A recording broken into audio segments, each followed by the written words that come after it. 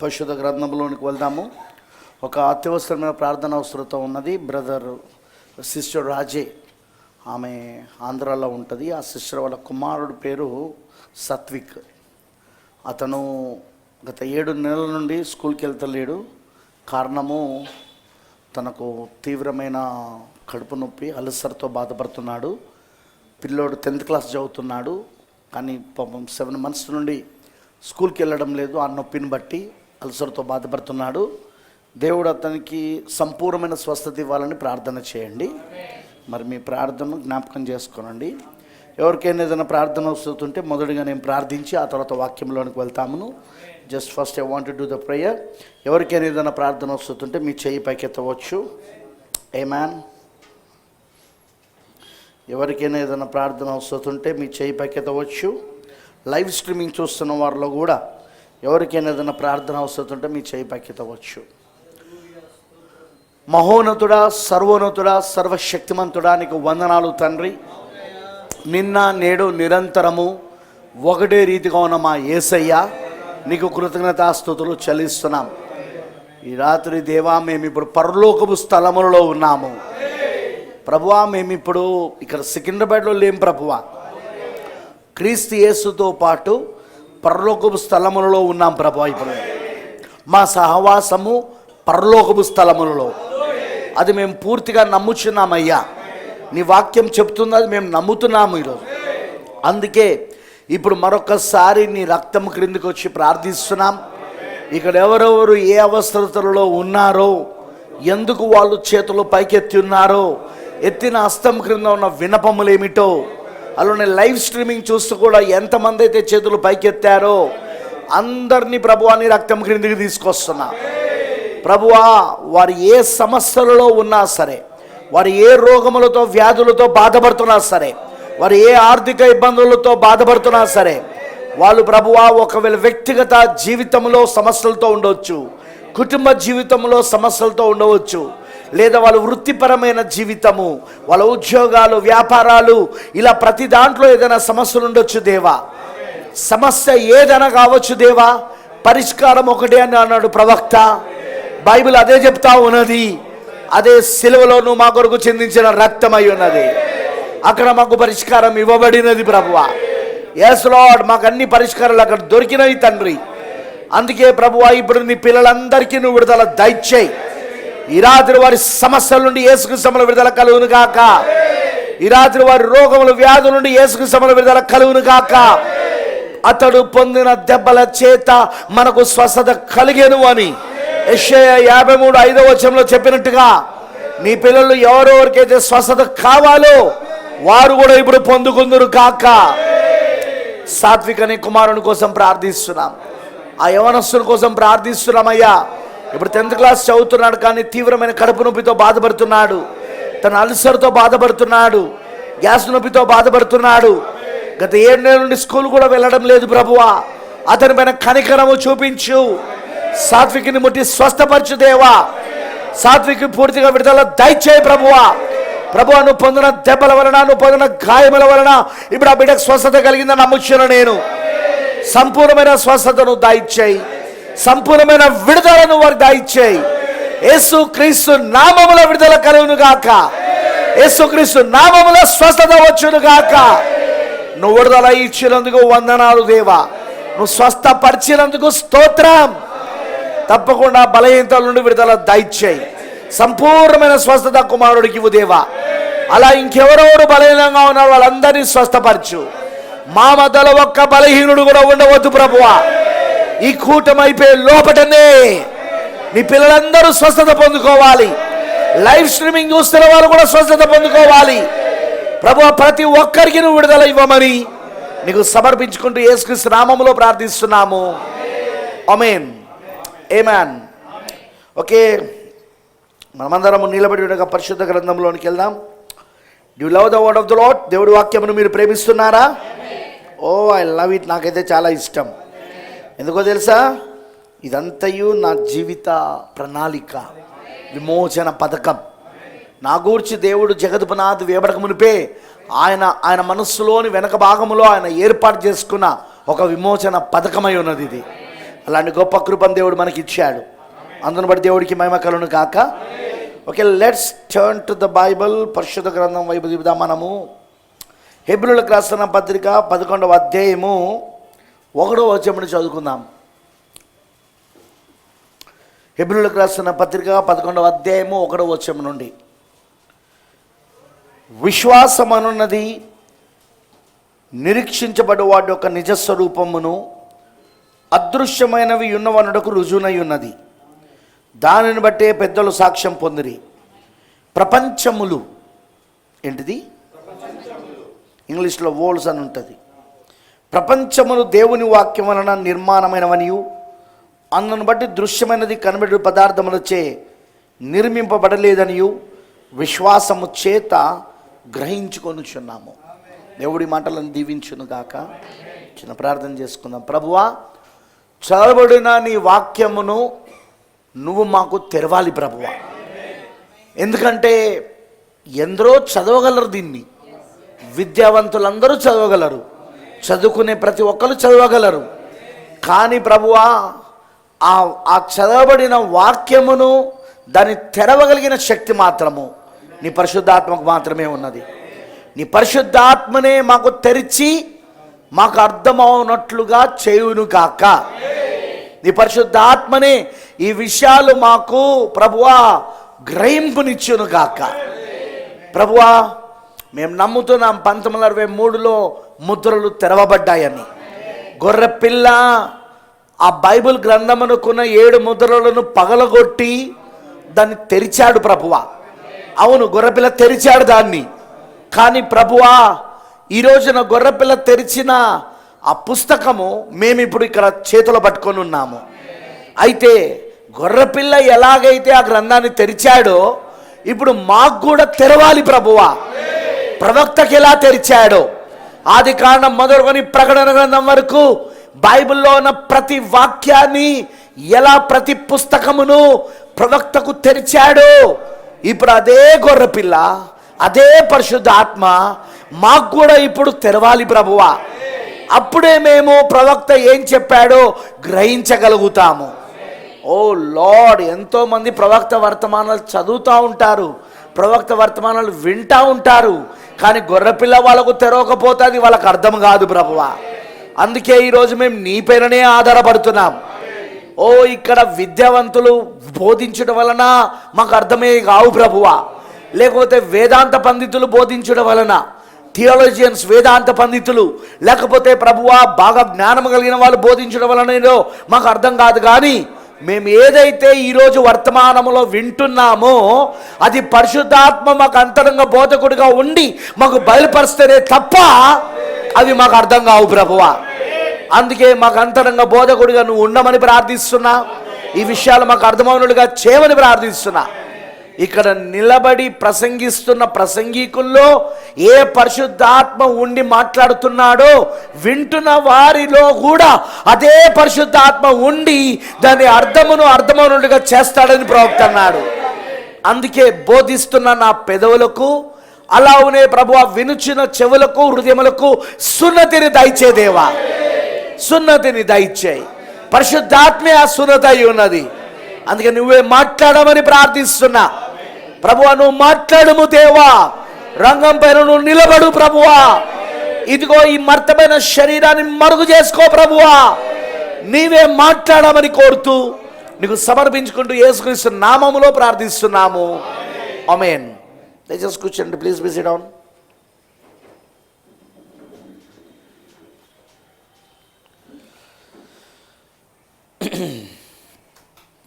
Tonight I want to go something.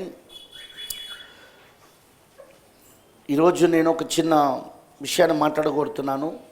Of course సమాంతర విశ్వం గురించి మాట్లాడబోతున్నాను. ఏ ప్యారలల్ యూనివర్స్, సమాంతరమైన విశ్వం, దాని గురించి నేను మాట్లాడాలనుకుంటున్నాను. మనం నివసిస్తున్న ఈ విశ్వమునకు సమాంతరంగా మరొక విశ్వం ఉన్నది. మళ్ళీ చెప్తున్నాను, మనం ఏ విశ్వంలోనైతే ఇప్పుడు జీవిస్తున్నామో ఈ విశ్వానికి సమాంతరంగా మరొక విశ్వం ఉన్నది. కానీ చాలా విచిత్రమైనది ఏంటంటే అది ఎక్కడో కొన్ని లక్షల దాని ఏమంటారంటే లక్షల కాంతి సంవత్సరముల దూరంలో లేదు అది ఇక్కడే ఉన్నది అది. కానీ దానిని ఈరోజు సైంటిస్టులు పట్టుకోలేకపోతున్నారు.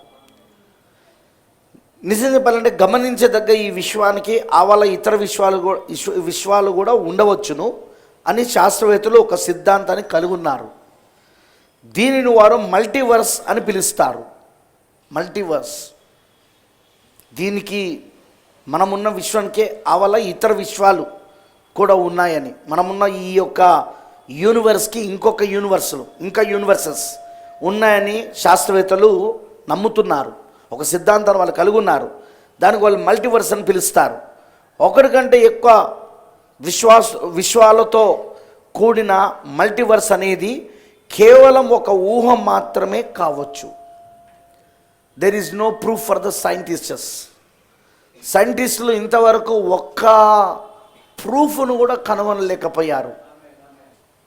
మనం నివసిస్తున్న విశ్వమే కాకుండా ఇంకా అనేకమైన విశ్వాలు ఉన్నాయి, యూనివర్సెస్ ఉన్నాయి అని వాళ్ళు చెప్తున్నారు, వాళ్ళు నమ్ముతున్నారు. దాన్ని వాళ్ళు మల్టీవర్స్ అంటున్నారు. కానీ వాళ్ళ దగ్గర ఒక చిన్న ప్రూఫ్, ఒక చిన్న సాక్ష్యం కూడా వాళ్ళ దగ్గర లేదు. అది కేవలం ఊహ మాత్రమే ఇప్పటిదాకా. కానీ మనం ఊహలను నమ్మం కదా, మనం దేవుడు వాక్యాన్ని నమ్మేవాళ్ళం మనం. ఎందుకు? ఆదికాండం 1వ అధ్యాయంలో దేవుడు ఈ విశ్వమును అంతటిని వాక్యము చేత సృజించాడు. ఈ ప్రపంచానైనా వాక్యం చేత సృజించాడు. అవునా అండి? నేను చెప్పేది నిజమేనా? Praise the lord. ఆదికాండం 1వ అధ్యాయం మీ అందరూ తెలుసు కదా.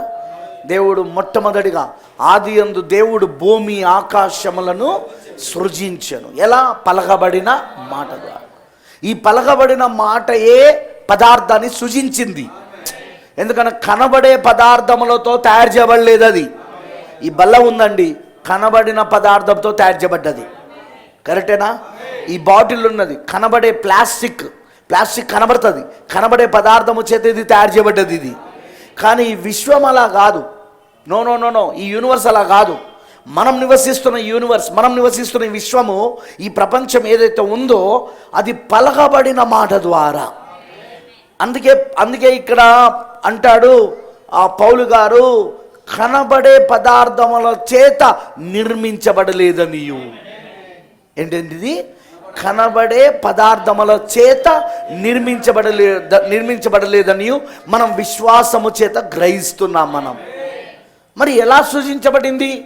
ఆయన పలికాడు, ద స్పోకెన్ వర్డ్. ఆ పలకబడిన మాట పదార్థాన్ని సృజించింది. హల్లెలూయా. మీరు గమనించాల్సిన విషయం ఏంటంటే, ఇక్కడ మీరు జాగ్రత్తగా గమనించాలి. ఇక్కడ ఒక మాట ఉంది, ప్రపంచములు దేవుని వాక్యము వలన నిర్మాణమైనవనియు. కరెక్టేనా? ప్రపంచములు దేవుని వాక్యం వలన నిర్మాణమైనవనియు, అందును బట్టి దృశ్యమైనది అంటే ఇప్పుడు కళ్ళకు కనబడేది, అది కనబడేది పదార్థములచే నిర్మించబడలేదనియు విశ్వాసము చేత గ్రహించుకొని వచ్చున్నా. ఇక్కడ మాట ఒకటి ఉంది, ప్రపంచములు. ఇంగ్లీష్లో వరల్డ్స్ అని ఉంటుంది. వరల్డ్స్ అంటే ప్రపంచములు. Yes, according to the scriptures, లేఖనం ప్రకారముగా ప్రపంచములు ఉన్నాయి, వరల్డ్స్ ఉన్నాయి. దాని ప్రాఫిట్ నా సేవక ప్రస్తుత దశని వర్తమానంలో అవి 7 పరిమాణములని బోధించాడు ఆయన. పరిమాణము అంటే ప్రపంచం, మర్చిపోకండి. Dimension is nothing but the world. Dimension అంటే ప్రపంచం. 7 డైమెన్షన్స్, 7 పరిమాణములు ఉన్నాయి అన్నాడు ప్రవక్త. 7 పరిమాణములను ఆయన పేర్లు చెప్పాడు. ఆమేన్. ఆ సబ్జెక్ట్ మనం ఆల్రెడీ పోయిన సంవత్సరం కూడా చూసాం. నేను చాలాసార్లు నా మెసేజ్లలో బోధించాను నేను దాన్ని. మొదటి 3 పరిమాణములలో మనం జీవిస్తాం. వెలుగు, పదార్థము, కాలము. వెలుగు, పదార్థము, కాలము. ఈ 3 మనం ఇప్పుడు జీవిస్తున్న ప్రపంచం, అంటే మానవుడు జీవిస్తున్న ప్రపంచం. అది భౌతిక జీవితం. మళ్ళీ మర్చిపోకండి, ఫిజికల్ లైఫ్, భౌతిక జీవితం. అది ఏంటిది? మన భౌతిక జీవితంకి దేవుడు 5 జ్ఞానేంద్రాలు ఇచ్చాడు. చూపు, వినికిడి, వాసన, రుచి, స్పర్శ. ఈ 5 జ్ఞానేంద్రాలు, చూపు, వినికిడి, వాసన, రుచి, స్పర్శ ఏదైతే ఉందో ప్రియులారా, ఈ 5 జ్ఞానేంద్రాల ద్వారా మొదటి 3 ప్రపంచములలో, అంటే మొదటి 3 పరిమాణములలో వెలుగు, పదార్థము, మరి కాలం అనే ఈ యొక్క 3 పరిమాణములలో జీవించడానికి దేవుడు మనం పెట్టాడు అక్కడ. ఇక 4వ పరిమాణం దగ్గర నుండి వచ్చినప్పుడు అది అదృశ్య ప్రపంచం. అది బ్రతబానం ఏమన్నాడంటే దాన్ని అదృశ్య ప్రపంచం, ఇన్విజిబుల్ వరల్డ్. ఏంటిది అదంటే సైన్స్. అదేంటిదంటే విజ్ఞాన శాస్త్రం. అది ఎక్కడుందంటే ఇక్కడే ఉన్నది, అట్మాస్ఫియర్. ఇక్కడున్న అట్మాస్ఫియర్, ఇక్కడున్న ఆ అట్మాస్ఫియరే, ఆ వాతావరణమే. ఎందుకంటే ఇప్పుడు నీకు వచ్చే సెల్ ఫోన్లో వచ్చే ఫోన్స్ ఎక్కడి నుండి వస్తున్నాయి? అదిగో ఈ అట్మాస్ఫియర్ నుండే వస్తున్నాయి. మాటలు ఎక్కడి నుండి వస్తున్నాయి? ఈ అట్మాస్ఫియర్ నుండే. సెల్ ఫోన్లో, టీవీలో, రేడియోలో వింటున్నారా? ప్రతిదీ వాటి స్వరాలు కానీ, వాటి దృశ్యాలు కానీ అవన్నీ ఎక్కడి నుండో కాదు, ఈ 4th డైమెన్షన్లో, ఈ 4వ పరిమాణంలో, ఈ అట్మాస్ఫియర్లో మనకు అవన్నీ ఈరోజు మనం పొందుకోగలుగుతున్నాం. అది ఆమెనంటారా? ఇక 5వది మనం చూస్తే, ద 5th వన్, 5వది మనం చూస్తే ఏంటిదంటే మనకు అర్థమవుతున్నది పాతాళం. ఏంటిది? పాతాళం మనకు అర్థమవుతున్నది. అది భూమి యొక్క క్రింది భాగాలని ప్రవక్త చెప్పాడు. భూమి యొక్క క్రింది భాగాలు, భూమి యొక్క కింది భాగాలు సైన్స్ ప్రకారంగా అక్కడ ఉన్నది కోర్ కదా. కోర్ అంటే తెలుసుగా మీ అందరికీ, లావా. భూమి యొక్క కింది భాగాలలో అగ్ని మండుతూ ఉన్నది. బ్రదర్ బ్రానమ్ కూడా కొన్ని మెసేజ్లలో, ఇప్పుడు నువ్వు నరకం పైననే కూర్చొని ఉన్నావు, ఎందుకంటే కిందనే అది కాల్తా ఉన్నది అన్నాడు ఆయన. Praise the lord, hallelujah. But it is another dimension.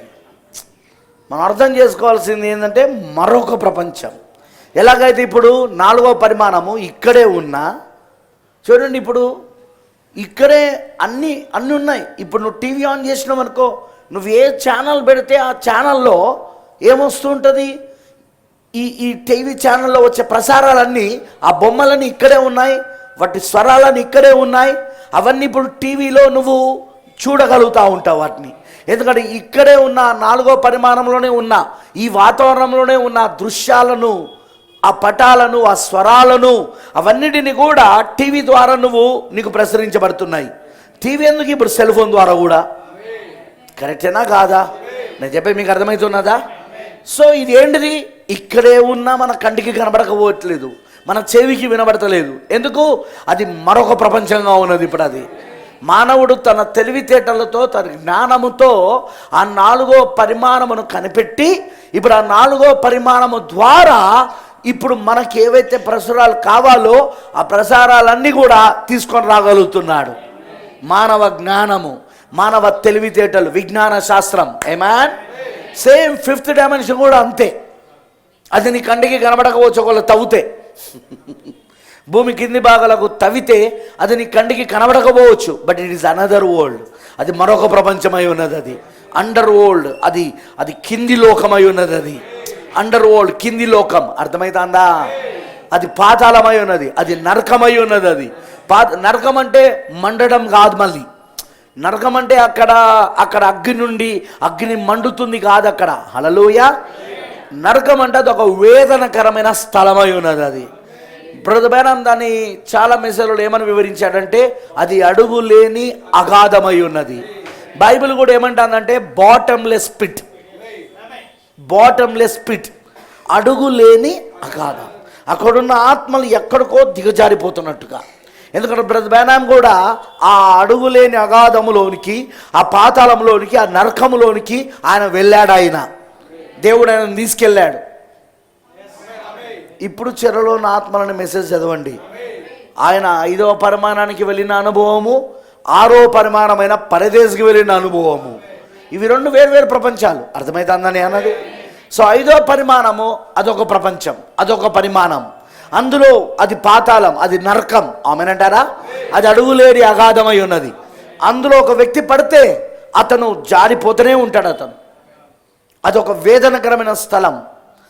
అది మాటలతో వివరించలేని స్థలం, చాలా బాధకరమైన స్థలం. అది బాధకరమైన వేదకరమైన స్థలం.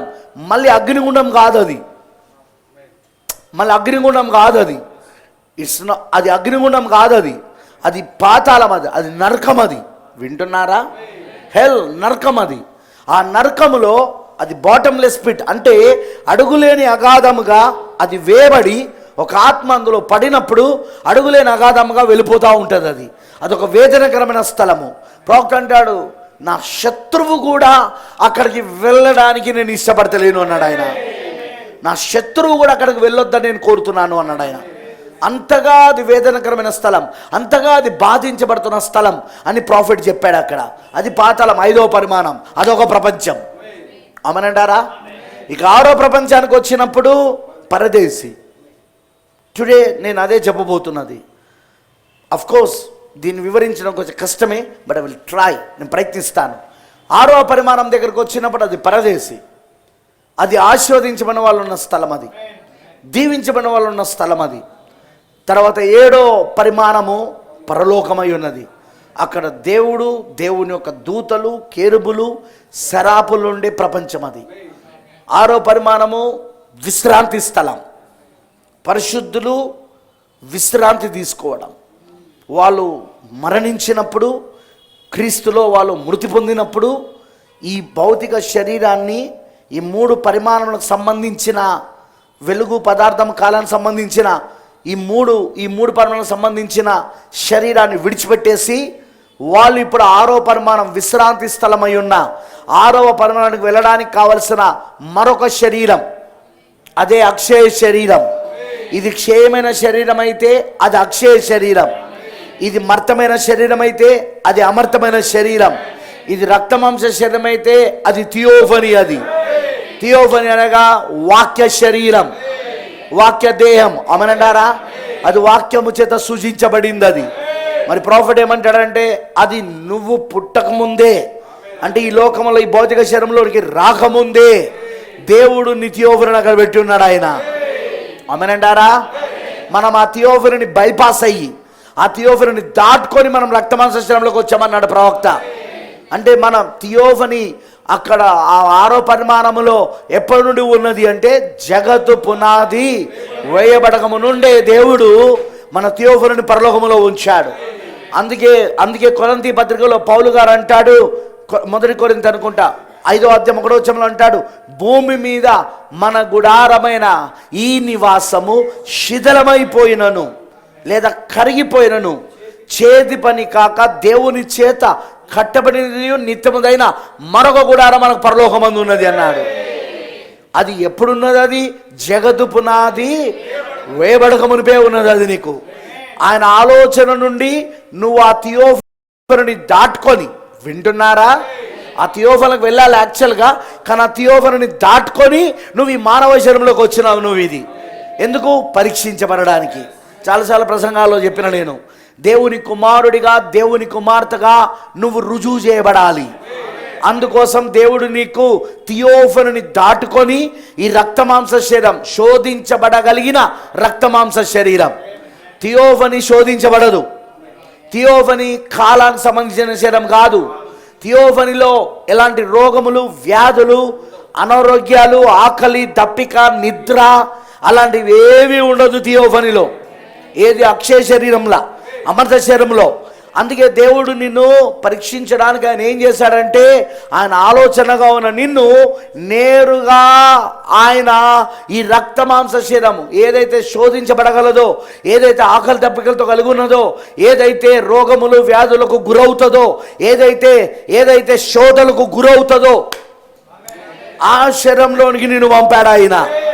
ఎందుకు పంపాడు బ్రదర్? నువ్వు దేవుని కుమారుడవని, నువ్వు దేవుని కుమార్తెమని రుజువు చేయబడడానికి. అమనంటారా? అందుకే నువ్వు థియోఫనీని దాటుకొని వచ్చినావు నువ్వు ఇప్పుడు. సో 6వ పరిమాణంలో ఏమని అంటే నీ థియోఫనీలు ఉన్నాయి. 6th డైమెన్షన్లో ఏమని అంటే థియోఫనీలు, అక్షయ శరీరములు. ఇక్కడ ఎవరైతే భూమిపైన ప్రభులో నిద్రిస్తున్నారో, కొత్త నిబంధనలో ఆ 7 సంఘకాలాలలో ఉన్న దేవుని కుమారులు కుమార్తెలు వధువు వాళ్ళందరూ ఇప్పుడు ఆ అక్షయ శరీరంలోనికి, ఆ అమర్త శరీరంలోనికి వెళ్తున్నారు. వాళ్ళు ఈ క్షేమైన శరీరాన్ని ఇక్కడ విడిచిపెట్టేసి, ఈ సమయానికి కాలానికి సంబంధించిన శరీరాన్ని ఇక్కడ విడిచిపెట్టేసి, అదిగో నిత్యత్వానికి సంబంధించిన శరీరంలోనికి వెళ్తున్నాడు ఇప్పుడు. అమనంటారా? అమనంటారా? ఆ తర్వాత మనం చూస్తున్నది ఏంటంటే, అది 6వ పరిమాణం, పరిశుద్ధులు విశ్రాంతి తీసుకునే స్థలం. క్రీస్తులో నిద్రించిన వాళ్ళందరూ విశ్రాంతి తీసుకుంటున్న స్థలం. మరి ఆ స్థలాన్ని కూడా ప్రవక్త వెళ్ళాడా? ఆ ప్రపంచాన్ని కూడా ప్రవక్త వెళ్ళాడా?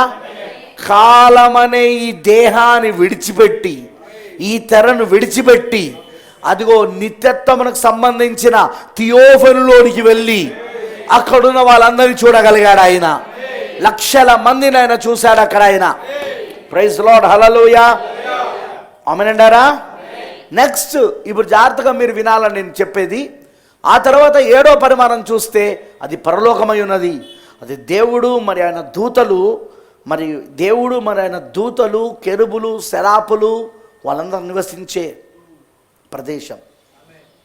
అదొక స్థలం, అదొక ప్రపంచం. ఆమేన్.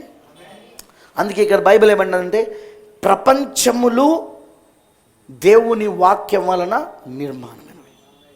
ఇక్కడ విషయం ఏంటిదంటే, ఇప్పుడు నేను చెప్పబోయేది శాస్త్రవేత్తలు కలుగున సిద్ధాంతం మల్టీవర్స్ అని దాన్ని పిలుస్తారు. అంటే ఒకటి కంటే ఎక్కువ విశ్వాలతో కూడిన మల్టీవర్స్ అనేది కేవలం ఒక ఊహ మాత్రమే కావచ్చు. కానీ నిజమేమిటంటే, మనం ఒక సమాంతర విశ్వములో నివసిస్తున్నాం. సమాంతర విశ్వములో మనకు సమాంతరంగా ఒక విశ్వం ఉంది. మనం నివసిస్తున్న ఈ విశ్వమే కాకుండా, ఈ యూనివర్సే కాకుండా సమాంతరమైన మరొక విశ్వం మనకు ఉంది.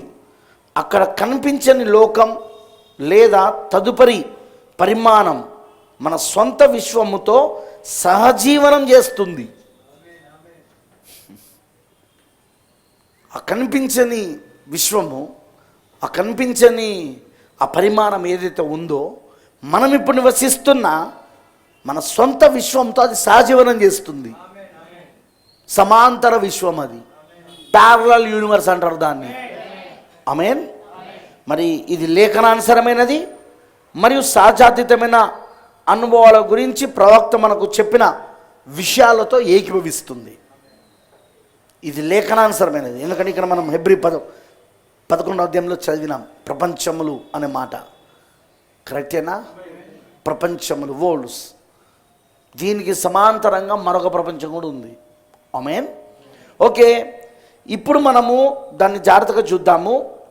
ప్రవక్త చెప్పిన కొన్ని సహజాతీతమైన విషయాలను గురించి, మరియు ఈ విషయాలపైన ప్రవక్త పూర్తి అధికారం కలిగి ఉన్నాడు ఆయన బోధించడానికి.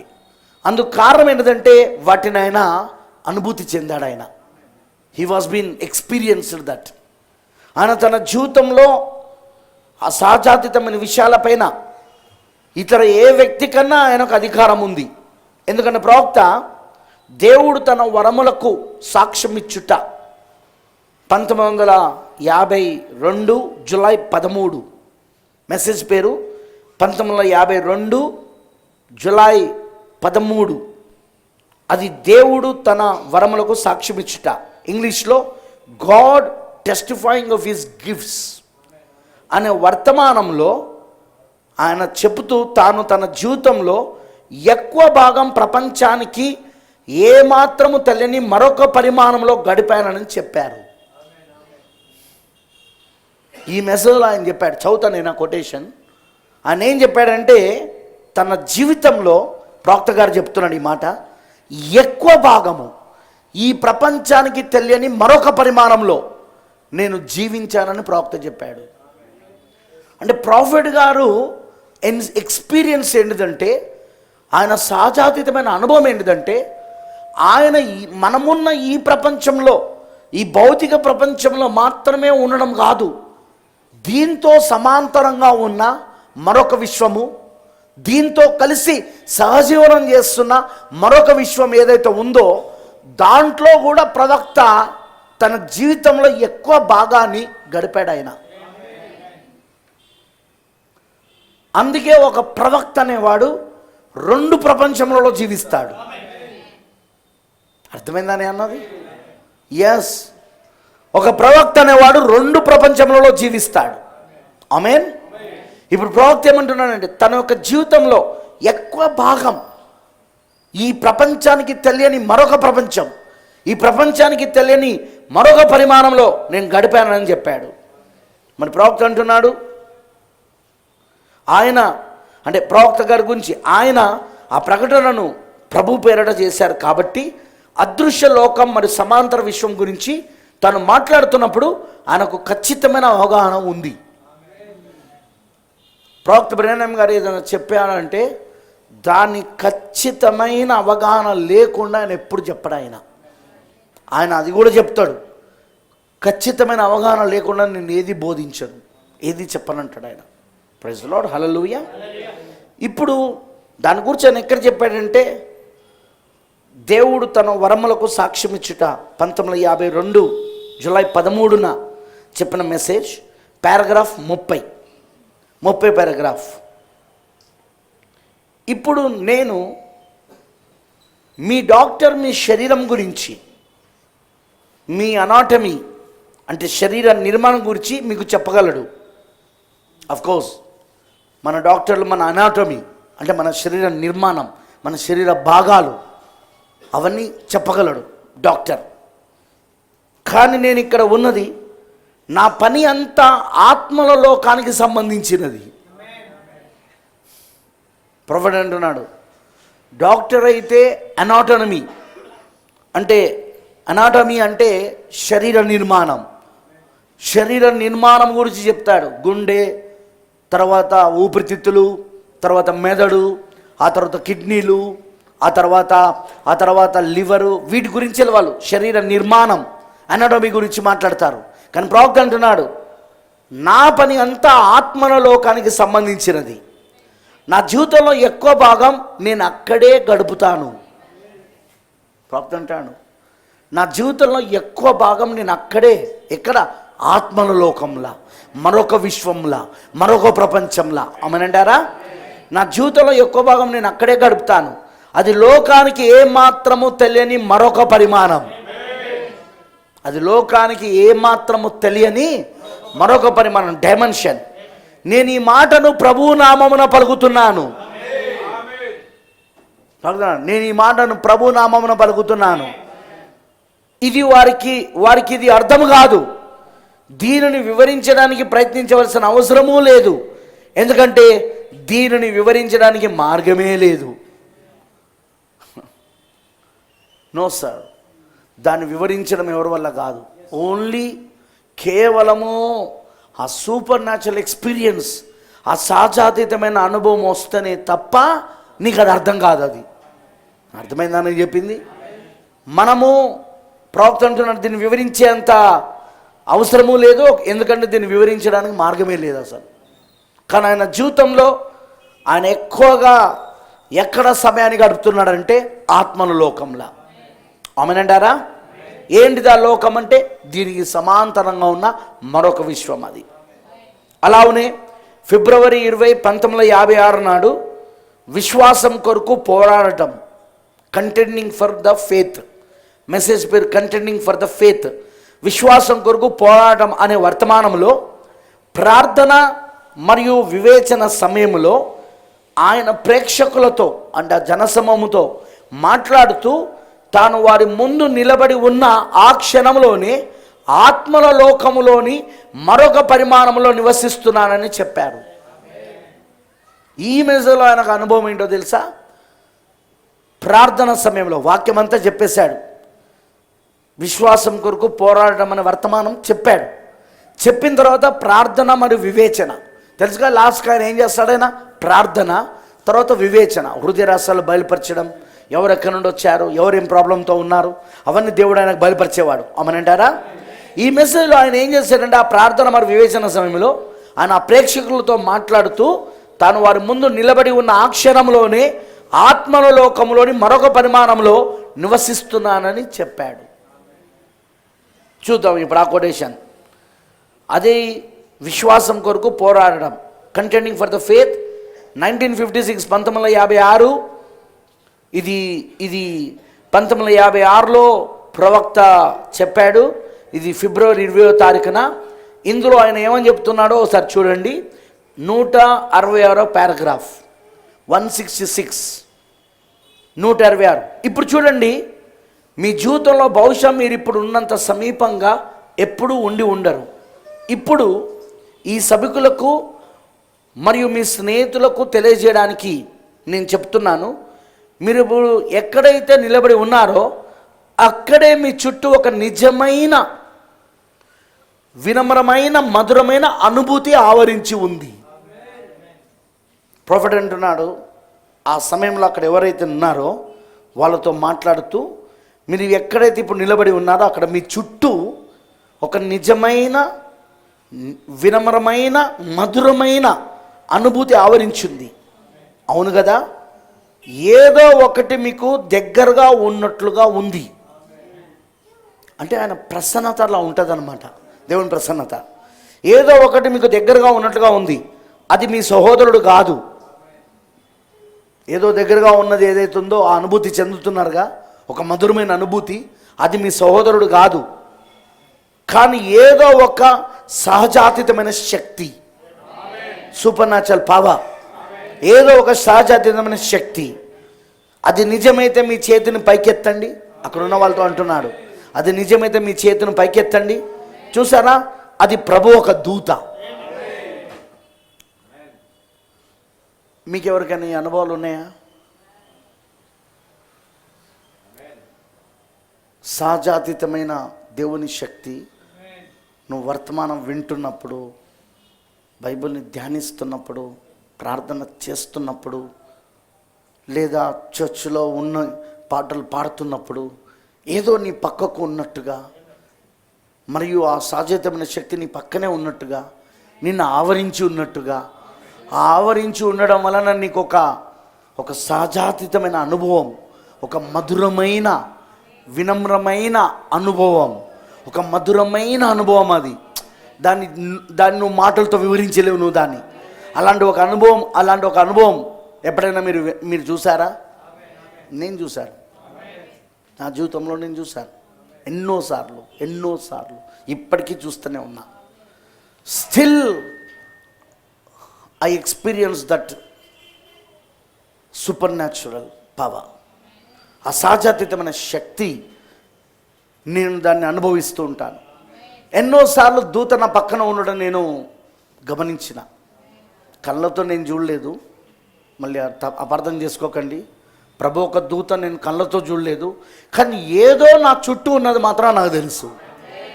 సంథింగ్, ఏదో నా చుట్టూ ఉన్నది, సమ్ సూపర్ న్యాచురల్ పవర్, ఏదో సహజాతీతమైన శక్తి నా చుట్టూ ఉన్నట, నన్ను ఆవరించి ఉండుట, ప్రభు ఒక దూత నన్ను ఆవరించి ఉండుట నేను చాలాసార్లు అనుభూతి చెందిన.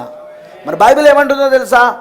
యెహోవా యందు భయభక్తులు గల వారి చుట్టూ ఆయన దూత కావలిగా ఆయను. బ్రదర్, ఈ అనుభవాలు ప్రవక్తకేనా? అందరికీ. బ్రదర్ బాణం ఏమంటాడంటే, ఇప్పుడు నువ్వు కళ్ళతో యేసుక్రీస్తుని కూడా చూడకపోవచ్చు, కానీ ఆయన ఇక్కడే మరొక ప్రపంచంలా, ఆయన ఇక్కడే ఈ హాల్లోనే, అదిగో ఈ బిల్డింగ్లోనే మరొక ప్రపంచంలో ఆయన ఇప్పుడు ఇక్కడ ఉన్నాడు. దాన్ని నేను అనేక సార్లు చూసిన నేను అన్నాడు ఆయన. కొన్నిసార్లు ఆయనను అగ్నిస్తంభముగా చూసిన, కొన్నిసార్లు ఆయనను ప్రభు దూతగా చూసిన. ప్రైజ్ ది లార్డ్, హల్లెలూయా. కొన్నిసార్లు నేను ఒక సూపర్ న్యాచురల్ లైట్, సహజాతీతమైన వెలుగుగా నేను చూశాను. అందుకే నేను కొన్నిసార్లు చెప్పేవాడిని, అదిగో సహజాతీతమైన వెలుగు పలానా బ్రదర్ పైన ఉన్నది, ఇప్పుడు అది పలానా సిస్టర్ పై ఉన్నది, ఇప్పుడు అది ఆ వెలుగు ఇప్పుడు ఇక్కడ నుండి అక్కడికి వెళ్ళింది. అంటే ప్రవక్తకు రెండు లోకాలు స్పష్టంగా కనబడేవి ఆయనకు అక్కడ. అఫ్కోర్స్ మనకు ఆ వరం లేకపోయినా, మనం దాన్ని చూడకపోయినా, విశ్వాసముతో దాన్ని గ్రహిస్తానా మనం? దేంతో? నేను ఎప్పుడు అదే చెప్తాను. తప్పులు వెతకడానికి నువ్వు వచ్చినావనుకో చర్చ్కి, తప్పులే కనబడతాయి నీకు. అగ్ని స్తంభం కోసం వచ్చినావనుకో, మేఘ స్తంభం కోసం వచ్చినావనుకో, సూపర్ న్యాచురల్ ఎక్స్పీరియన్స్, సహజాతీతమైన అనుభవం కోసం నువ్వు చేర్చుకొచ్చినావనుకో, అదిగో ఆ అనుభవం, ఆ ప్రభు దూతను నేను నన్ను ఆవరించి ఉన్నట్టుగా నాకు అనుభూతి చెందాలి నేను. ఎందుకంటే ఈ వర్తమానంలో ప్రభు దూతున్నాడు, ఈ వర్తమానంలో అగ్నిస్తంభం ఉన్నది, ఈ వర్తమానంలో మేఘం ఉన్నది. సూపర్ న్యాచురల్ పవర్, సహజాతీతమైన శక్తి ఈ వర్తమానంలో ఉన్నది. ఇది నా వర్తమానం కాదండి, ఇది నా సొంత వర్తమానాలు కావివి. నేనేదో నా సొంత వర్తమానాలు చెప్తలేను, ఇక్కడ ప్రవక్త వర్తమానం చెప్తున్నా నేను. ఏదైతే ఆ ప్రవక్త వర్తమానం అగ్ని స్తంభము చేత మేఘ స్తంభము చేత రుజువు చేయబడిందో, ఈ వర్తమానం అగ్ని స్తంభం చేత మేఘ స్తంభం చేత రుజువు చేయబడిందా? ఈ వర్తమానం అగ్ని స్తంభం చేత మేఘ స్తంభం చేత రుజువు చేయబడిందా? 100% రుజువు చేయబడింది. సో ఈ వర్తమానంలో అగ్నిస్తంభం ఉండాలనా? ఈ వర్తమానంలో మేఘస్తంభం ఉండాలనా? ఉండాలి. నువ్వు దేనికోసం వస్తావో సంఘములోనికి అదే పొందుకుంటావు. విమర్శ కోసం వస్తే విమర్శనే. నీకు విమర్శించడానికి చాలా దొరుకుతాయి అక్కడ. నేను అన్నది మీకు అర్థమైందా? నేను వేసుకున్న ఈ షర్ట్ కూడా నీకు నచ్చదు విమర్శించాలనుకుంటే. నేను పెట్టుకున్న ఈ కళ్ళద్దాలు కూడా నీకు నచ్చదు విమర్శించాలనుకుంటే. నేను కటింగ్ చేసుకున్న కటింగ్ కూడా నీకు నచ్చదు విమర్శించాలనుకుంటే. అన్నది మీకు అర్థమైందా? అర్థమైందా అని చెప్పింది. లేకపోతే అదిగో బ్రదర్ లాగా ఏమి జుట్టు లేకుండా ఉన్నాడు అనుకో, అది కూడా నచ్చదు. ఎందుకు? ఆ రోజున ఎలిషాను అనలేదా వాళ్ళు? బోడివాడా బోడివాడా. వాళ్ళు ఏమని మాట్లాడుకుంటున్నారట తల్లిదండ్రులంతా, ఇజ్రాయెల్ బోడివాడు. ఆ ప్రవక్త ఏమని పిలిచారట? బోడివాడు. అదే మాట పిల్లలు విని అన్నారా లేదా? వాళ్ళకి నచ్చలేదు బోడివాడు అనేది. ఎందుకు నచ్చలేదు? ఆయనకు వెంట్రుకలు లేవు కాబట్టి. విలియం బ్రెన్హామ్ గారిని ఎంతమంది బోడివాడు అని అన్నారో తెలుసా? విలియం బ్రెన్హామ్ గారిని ఎంతమంది బోడివాడు అన్నారో తెలుసా? చాలామంది అన్నారు ఆయనను. ఎందుకంటే వాళ్ళకు విమర్శించడానికి వాళ్ళకు దొరుకుతాయి అవి. అర్థమైందని ఒక రీజన్, అంతే, ఒక కారణం. విమర్శించడానికి వస్తే ప్రతిదీ విమర్శనగానే కనబడుతుంది అది. కానీ నువ్వు అగ్ని స్తంభం కోసం వస్తే, నువ్వు మేఘ స్తంభం కోసం వస్తే, నువ్వు ప్రభుదూత కోసం వస్తే, నువ్వు దేవుని సన్నిధి కోసం వస్తే, ఏదో ఒక మధురమైన అనుభూతిని నీ చుట్టూ ఆవరించి ఉన్నట్టుగా నువ్వు అనుభూతులు పొందుకోవడానికి వస్తే ఈ వర్తమానం అవి నీకు దొరుకుతాయి, ఈ వాక్యములు నీకు దొరుకుతాయి. అందుకే ప్రాఫెట్ అంటాడు, నువ్వు దేని కొరకు వస్తున్నావో దాన్నే పొందుకొని వెళ్తావు. నువ్వు దేని కొరకు పొందుకోవడానికి వస్తున్నావో, what you expect from God, that will you will receive in that meeting. దేవుని దగ్గర నుండి నువ్వు ఏది ఆశిస్తున్నావో అదే నువ్వు పొందుకుంటావు. ఈరోజు నాకు అద్భుతం కావాలి, ఈరోజు నాకు అద్భుతం కావాలి, అందుకే నేను మీటింగ్ వచ్చిన. అప్పుడు ఏం జరుగుతుందో తెలుసా? నీ విశ్వాసం వాక్యం పైన, నీ విశ్వాసం అద్భుతం కావాలి, ఈ వాక్యం పైన విశ్వాసం నాకు ఉంది అని నువ్వు నిజంగా ఆ ఆశతో వస్తే నువ్వు ఇక్కడ నుండి అద్భుతం పొందుకొని వెళ్తావు. ఇక్కడ నుండి ఈరోజు నాకు ఒక సహజాతీతమైన కార్యము జరగాల, ఈరోజు నా గుణలక్షణములు మారిపోవాలా, ఈరోజు నా అలవాట్లు మారిపోవాలా, ఈరోజు నాలో ఉన్న పాపం అంతా చచ్చిపోవాలా, పరిశుద్ధాత్మ అగ్ని వచ్చి నాలో ఉన్న పాపపు వేళ్ళని కాల్చివేయాలా. అది వాక్యంలో నాకు నమ్మకం ఉన్నది, ఈ వర్తమానంలో నాకు నమ్మకం ఉన్నది అని నువ్వు ఆశిస్తూ వచ్చావనుకో, దాన్నే పొందుకొని ఇక్కడ నుండి వెళ్తావు. ఇక్కడ నుండి వెళ్ళేటప్పుడు ఒక కొత్త వ్యక్తిగా మారి వెళ్తావు. నాకు ఇక్కడ ఏం దొరకదయ్యా, నాకు ఇక్కడ ఏం రాదు, ఈ చర్చ్కి వస్తే ఆ మార్పాస దగ్గర పోతే నాకేం రాదు అనుకుంటూ వచ్చినావు అనుకో, నీకేం రాదు. నువ్వు ఏ చర్చికి వెళ్ళినా ఏమి రాదు, ఎక్కడికి వెళ్ళినా ఏమి రాదు. ఎందుకు రాదు? నువ్వు ఆశిస్తలేవు కాబట్టి అది వస్తలేదు. అది లేదు, ఈరోజు నాకు పరిశుద్ధాత్మ బాప్తిజం కావాలి, ఈ రాత్రి నేను పరిశుద్ధాత్మతో నింపబడాలి, ఈ కూటమిలో నేను పరిశుద్ధాత్మ బాప్తిజం పొందుకొని ఇక్కడ నుండి నేను వెళ్ళాలా, పరిశుద్ధాత్మ అభిషేకం పొందుకొని నేను ఇక్కడ నుండి వెళ్ళాలి, నా అంతరాత్మ మారిపోవాలి. నా స్వభావము, నా గుణలక్షణాలు మారిపోవాలి. నాకు నేను మార్చుకోలేను, ఆయన నాకు మార్పునివ్వాలి. ఆయన నన్ను మార్చాలి. ఆయన నాకున్న ఈ బలహీనతలు నేను జయించాలి. ఇప్పుడు నాకున్న ఈ బలహీనతలు నేను జయించాలి. నేను ఇప్పుడు అది నాకు నేను జయించలేను. ఆ బలవంతుడైన దేవుడు నా యందు ప్రత్యక్షమైతే, నా బలహీనతలలో ప్రత్యక్షమైతే అప్పుడు నేను దాన్ని జయించగలుగుతా. నేను సమ్ సూపర్ న్యాచురల్ ఎక్స్పీరియన్స్, ఏదో సాచాతీతమైన అనుభవము, ఏదో సాచాతీతమైన అనుభూతిని వాక్యం పైన విశ్వాసం ద్వారా ఈ కాల వర్తమానంలో నేను పొందుకోవాలని వస్తే నువ్వు పొందుకుంటావు. అవిశ్వాసంతో వచ్చినావు అనుకో, పోవాలి కదా చర్చికి, అందుకే పోతున్నా. పోతుంటే సంఘ పెద్ద పదవి నాకు ఇస్తాడు మార్క్ పాస్టర్ గారు. ప్రతిదీగా నన్నే అడుగుతాడు, నన్ను కాకుండా ఇంకెవ్వరిని అడగడిగా. నేను చెప్పినట్టు వింటాడు మార్క్ పాస్టర్గా. అలా నేను పోతుంటే ఇక నేను చెప్పినట్టే వింటాడిగా. చూసినా, నీ ఎక్స్పెక్టేషన్, నీ ఆశ తప్పుగా ఉంది. నువ్వు పొందుకోలేవు. ఇక్కడ ఏదో ఒకరోజు నువ్వు వదిలిపెట్టి పోవాల్సి వస్తుంది. ఎందుకంటే ఆ ఆశ ఇక్కడ తీర్చబడదు. ఆ ఆశ ఇక్కడ దేవుడు తీర్చాడు, పరిశుద్ధాత్మ తీర్చాడు. అక్కడ నువ్వు వాక్యంలోని వాగ్దానాన్ని అడుగు, ఈ వర్తమానంలోని వాగ్దానాన్ని అడుగు. దేవుడు ఇక్కడ వాగ్దానం చేశాడు బైబిల్లో, అది నాకు జరగాలి. ఇప్పుడు అది సూపర్ న్యాచురల్ ఎక్స్పీరియన్స్ కావాలా, నాకు సాచాతీతమైన అనుభవం కావాలి.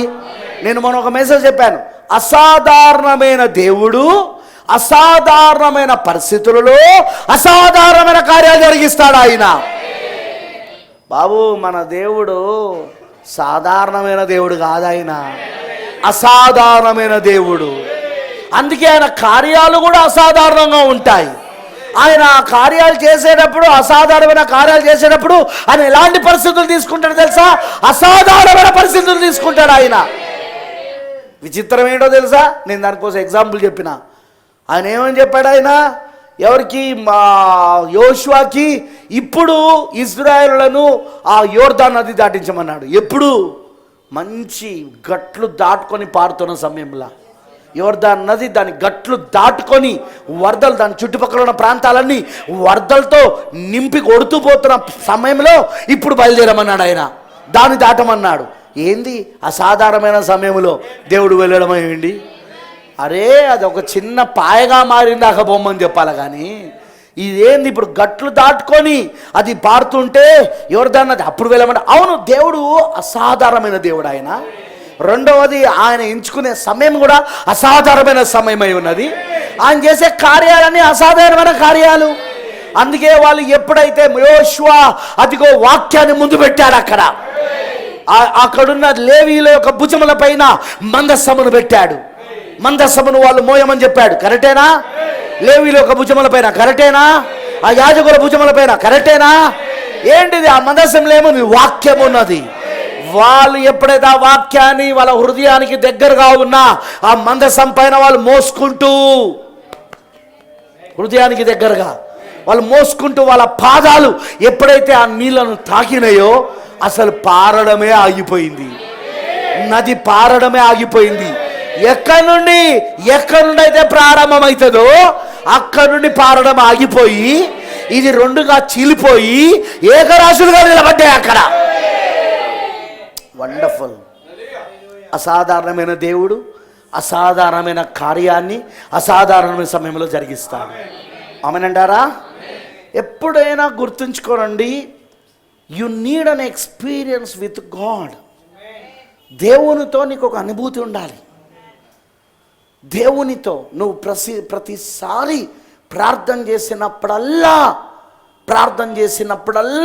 ప్రతిసారి నీకు ఒక సాజాతీతమైన అనుభవం జరగాలి. నువ్వు చర్చ్కి వచ్చినప్పుడల్లా, ప్రతిసారి నువ్వు అక్కడ ఆరాధన చేస్తున్నప్పుడు, వాక్యాన్ని వింటున్నప్పుడు, ప్రార్థన చేస్తున్నప్పుడు నీకు ఒక అసాధారణమైన కార్యము, ఒక సాజాతీతమైన అనుభూతి నువ్వు పొందుకోవాలి. దేవుని దగ్గర నుండి నువ్వు ఒక అనుభూతితోనే నువ్వు వెళ్ళాలి ఇక్కడ నుండి. అమనంటారా? అర్థమైన వాళ్ళందరూ ఆమె చెప్పండి. ప్రవక్త అంటున్నాడు, అక్కడ ఉన్న వాళ్ళని చూసి, ఏదో మీ చుట్టూ దగ్గరగా ఉన్నట్టు మీకు అనిపిస్తుంది కదా, ఒక నిజమైన వినమ్రమైన మధురమైన అనుభూతి ఆవరించింది కదా. అవును కదా అంటే అవును అంటున్న వాళ్ళు చేతులు పైకి ఎత్తుతున్నారు వాళ్ళు. అప్పుడు అంటున్నాడు అది ప్రభుదూత. కళ్ళకు కనబడతలేడు ఆయన, కానీ ఆయన ఆవరించినట్టు అర్థమవుతుంది.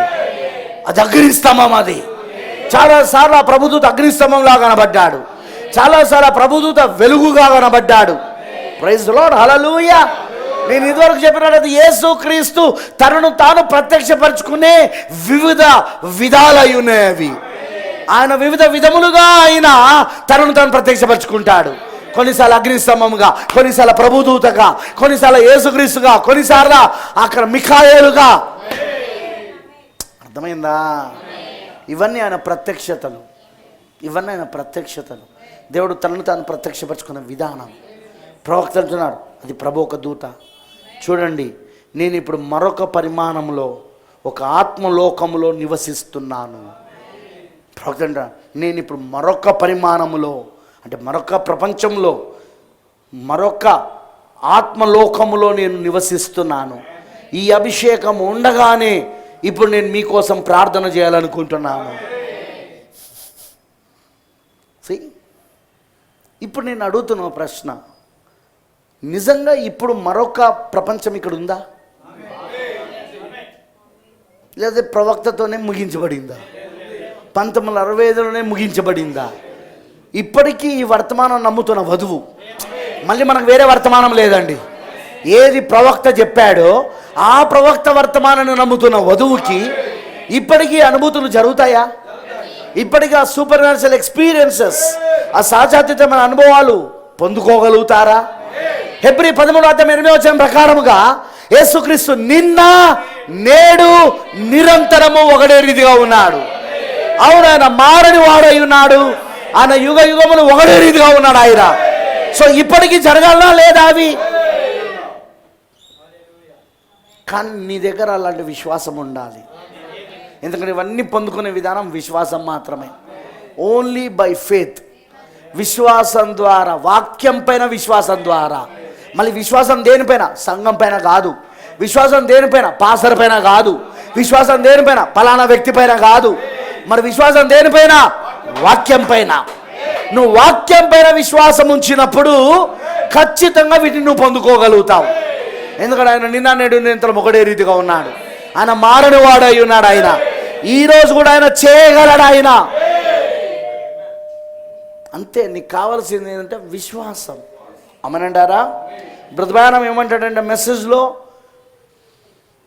ఆ మరొక ప్రపంచం ఏదైతే ఉందో, ఆ మరొక పరిమాణము, మరొక ప్రపంచము దీంతో సహజీవనంగా ఉన్నది. ఆ ప్రపంచముతో నువ్వు సంబంధం కలుగుండుటకు ఉన్న ఏకైక జ్ఞానేంద్రం విశ్వాసం. ఎందుకంటే ఇక్కడ ఈ ప్రపంచంలో మనం నివసిస్తున్న ఈ భౌతిక ప్రపంచంలో కాలము, వెలుగు, పదార్థము, కాలం అనే ఈ ప్రపంచంలో మనం నివసించడానికి దేవుడు ఎలాగైతే 5 జ్ఞానేంద్రాలు ఇచ్చాడో, ఆ ప్రపంచంతో సంబంధం కలగడానికి దేవుడు నీకు 6వ జ్ఞానేంద్రం ఇచ్చాడు. సాజాతీతమైన జ్ఞానేంద్రం అన్నాడు. అవునా? సాజాతీతమైన జ్ఞానేంద్రం అది.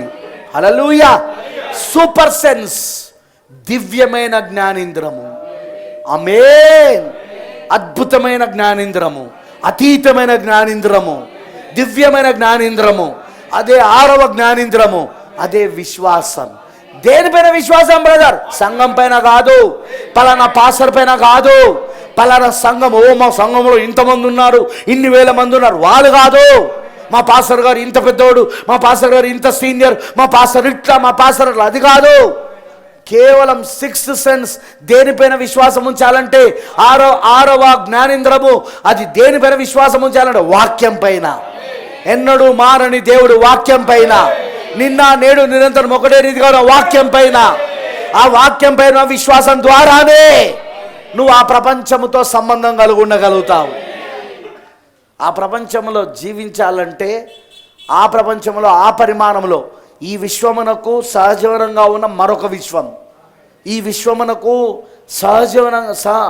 సమాంతరంగా ఉన్న మరొక విశ్వం, అందులో నువ్వు ఏది అనుభూతి పొందుకోవాలన్నా, ఏ ఎక్స్పీరియన్స్, ఏ అనుభూతి నువ్వు పొందుకోవాలన్నా నీకున్న విధానం ఒకటే, విశ్వాసం.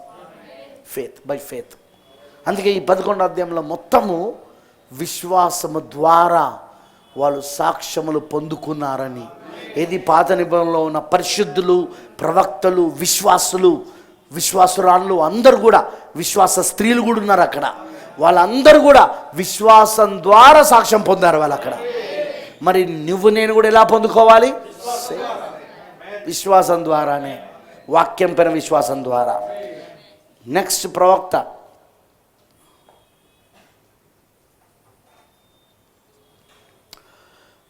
తన జీవితంలో ఎక్కువ భాగం దర్శనాల ద్వారా గడిపిన ఈ సమాంతర విశ్వం గురించి మనం తెలుసుకునే తదుపరి విషయం, ఫిబ్రవరి 16, 1953 నాటి నా దూత నీకు ముందుగా వెళ్ళును అనే వర్తమానంలో నీ ప్రార్థనలో ఉంది.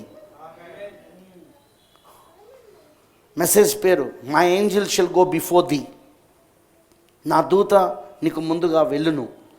ఫిబ్రవరి 16, 1953లో చెప్పాడు. ఆయన ప్రార్థన చేస్తున్నప్పుడు, ఈ మెసేజ్లో ఆయన ప్రార్థన చేస్తున్నప్పుడు ఆయన ప్రభువుని ఆ వలయాలను మరి పరిమాణాలను, సర్కిల్స్ అండ్ డైమెన్షన్స్, బాగా వినండి, సర్కిల్స్ అండ్ డైమెన్షన్స్, ఆ వలయాలను, సర్కిల్స్ వలయాలుగా తెలుసుగా మీ అందరికీ, వలయాలను మరి పరిమాణములను తెరవమని కోరారు, ప్రార్థనలో కోరారు ఆయన. మరో మాటలో చెప్పాలంటే ప్రవక్త దర్శనం ద్వారా తదుపరి లోకంలోనికి చూసినప్పుడు అది ఆయనకు ఒక వలయములా తెరుచుకునేది. వలయములా అది పెద్దదిగా మారుతూ చివరికి ఆయన తెరుచుకున్న లోకంలో పూర్తిగా ఉండిపోయేవారు. అంటే ఆయనకు ఆ ప్రపంచం ఎట్లా తెరవబడేదంటే దీనికి సమాంతరంగా ఉన్న మరొక ప్రపంచం, మరొక విశ్వము ఒక వలయము, సర్కిల్స్. అర్థమైందని అన్నది? ఆయనకు ఒక సర్కిల్స్ లాగా చూపించబడుతూ ఆ సర్కిల్ ఏమయ్యేదంటే, ఆ వలయం ఏమయ్యేదంటే పెద్దగా చిన్నగా ఉన్నది మెల్లగా పెద్దగా మారి ప్రవక్త అందులోకి వెళ్ళిపోయేవాడిగా ఆ ప్రపంచానికి. అంటే దేవుడు అలా తెరిచేవాడు ఆయనకు. అలా ఆ ప్రపంచంలోకి వెళ్ళిపోయి ఆ ప్రపంచంలో ఉండేవాడు. అక్కడ ఉండి విషయాలను చూసేవాడు ఆయన, ప్రవక్త గారు. అమనంటారా? నేను చెప్పేది మీకు అర్థమవుతుందా? సో ఆ విధంగా ప్రవక్త దాన్ని పొందుకునేవాడు. ఇప్పుడు ఆ మెసేజ్లో మనం చూడబోతున్నాం, సమయం అయిపోయింది. ఆ మెసేజ్ పేరు నా దూత నీకు ముందుగా వెళ్ళును. 1953 ఫిబ్రవరి 16 my angel shall go before the.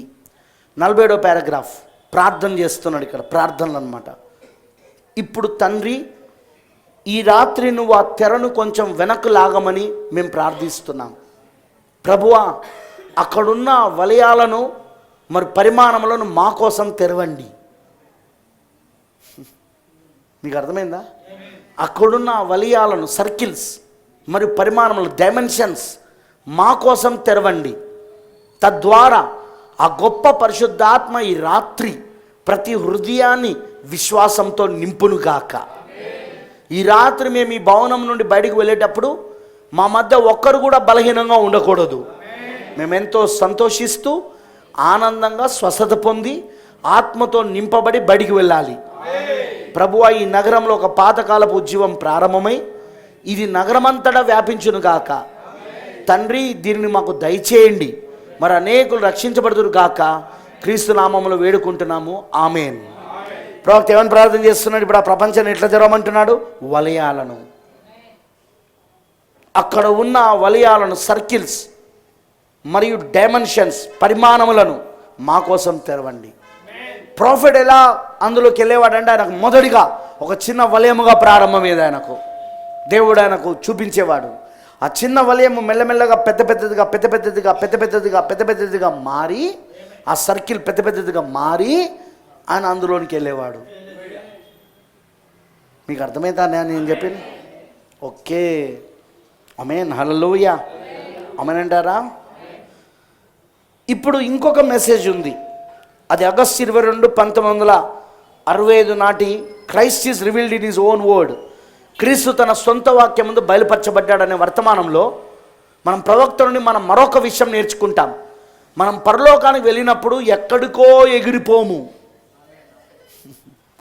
మనం పరలోకానికి వెళ్ళినప్పుడు ఎక్కడికో ఎగిరిపోము, కానీ మనం ఇక్కడే దీనికంటే వేగవంతమైన మరొక పరిమాణంలో ఉంటామని ఆయన చెప్పారు. అందుకే మీరు 6వ పరిమాణం చూడండి, ఆయన కాలం అనే తెరను దాటుకొని వెళ్ళుట అనే దాని గురించి ఆయన చెప్పినప్పుడు ఏమన్నాడు? ఆయన ఆ గదిలోనే ప్రవక్త గారు ఎక్కడైతే పడుకొని ఉన్నాడో ఇంట్లో, ఆ పడక గదిలోనే ఆయనకు ఆ ప్రపంచం తెరవబడింది. వెనకాలనో ఆయన నివసించే భౌతిక ప్రపంచంలో ఉంది.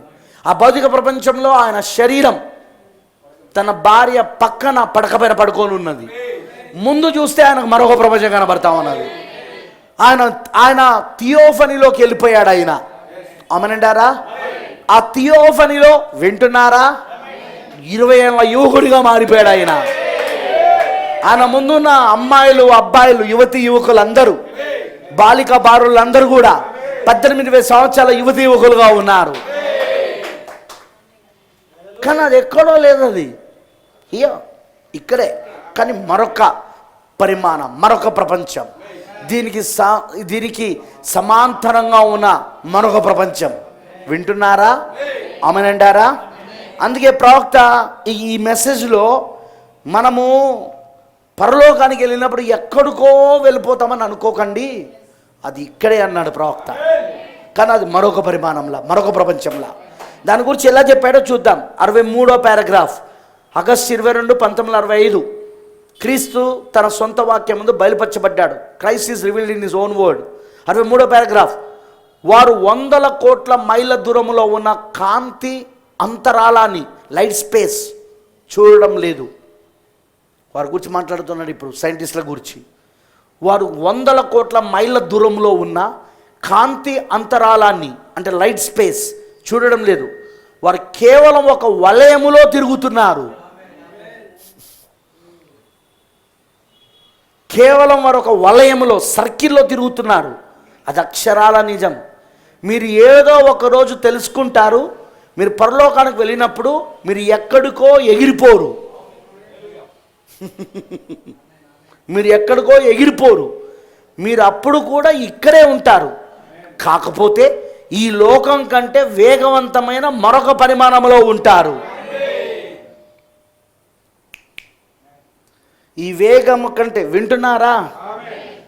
ఇప్పుడు మనం నివసిస్తున్న ఈ లోకం కంటే వేగవంతమైన పరిమాణం. కొంచెం దాన్ని టైం లేదు, తర్వాత నేను చెప్తలే. వేగవంతమైన మరొక పరిమాణంలో ఉంటారు. సరిగ్గా ఈ గది గుండా రంగులు ప్రవహిస్తున్నాయి. మీరు ధరించిన ప్రతి రంగు, చొక్కా, దుస్తులు ఏవైనా సరే అవి శాశ్వతమైనవి. అవి రికార్డులో నిక్షిప్తమై ప్రపంచవ్యాప్తంగానే తిరుగుతూ ఉన్నాయి. మీరు కనురెప్ప వేసిన ప్రతిసారి అది రికార్డ్ చేయబడుతుంది. చూడండి, టెలివిజన్ దీనిని నిరూపిస్తుంది. రికార్డు గురించి మాట్లాడుతున్నాడు ప్రవక్త. Praise the lord. ఈ రికార్డ్ అయినది ఎట్లా అంటే ఒక సర్కిల్ లాగా తిరుగుతుంది. అది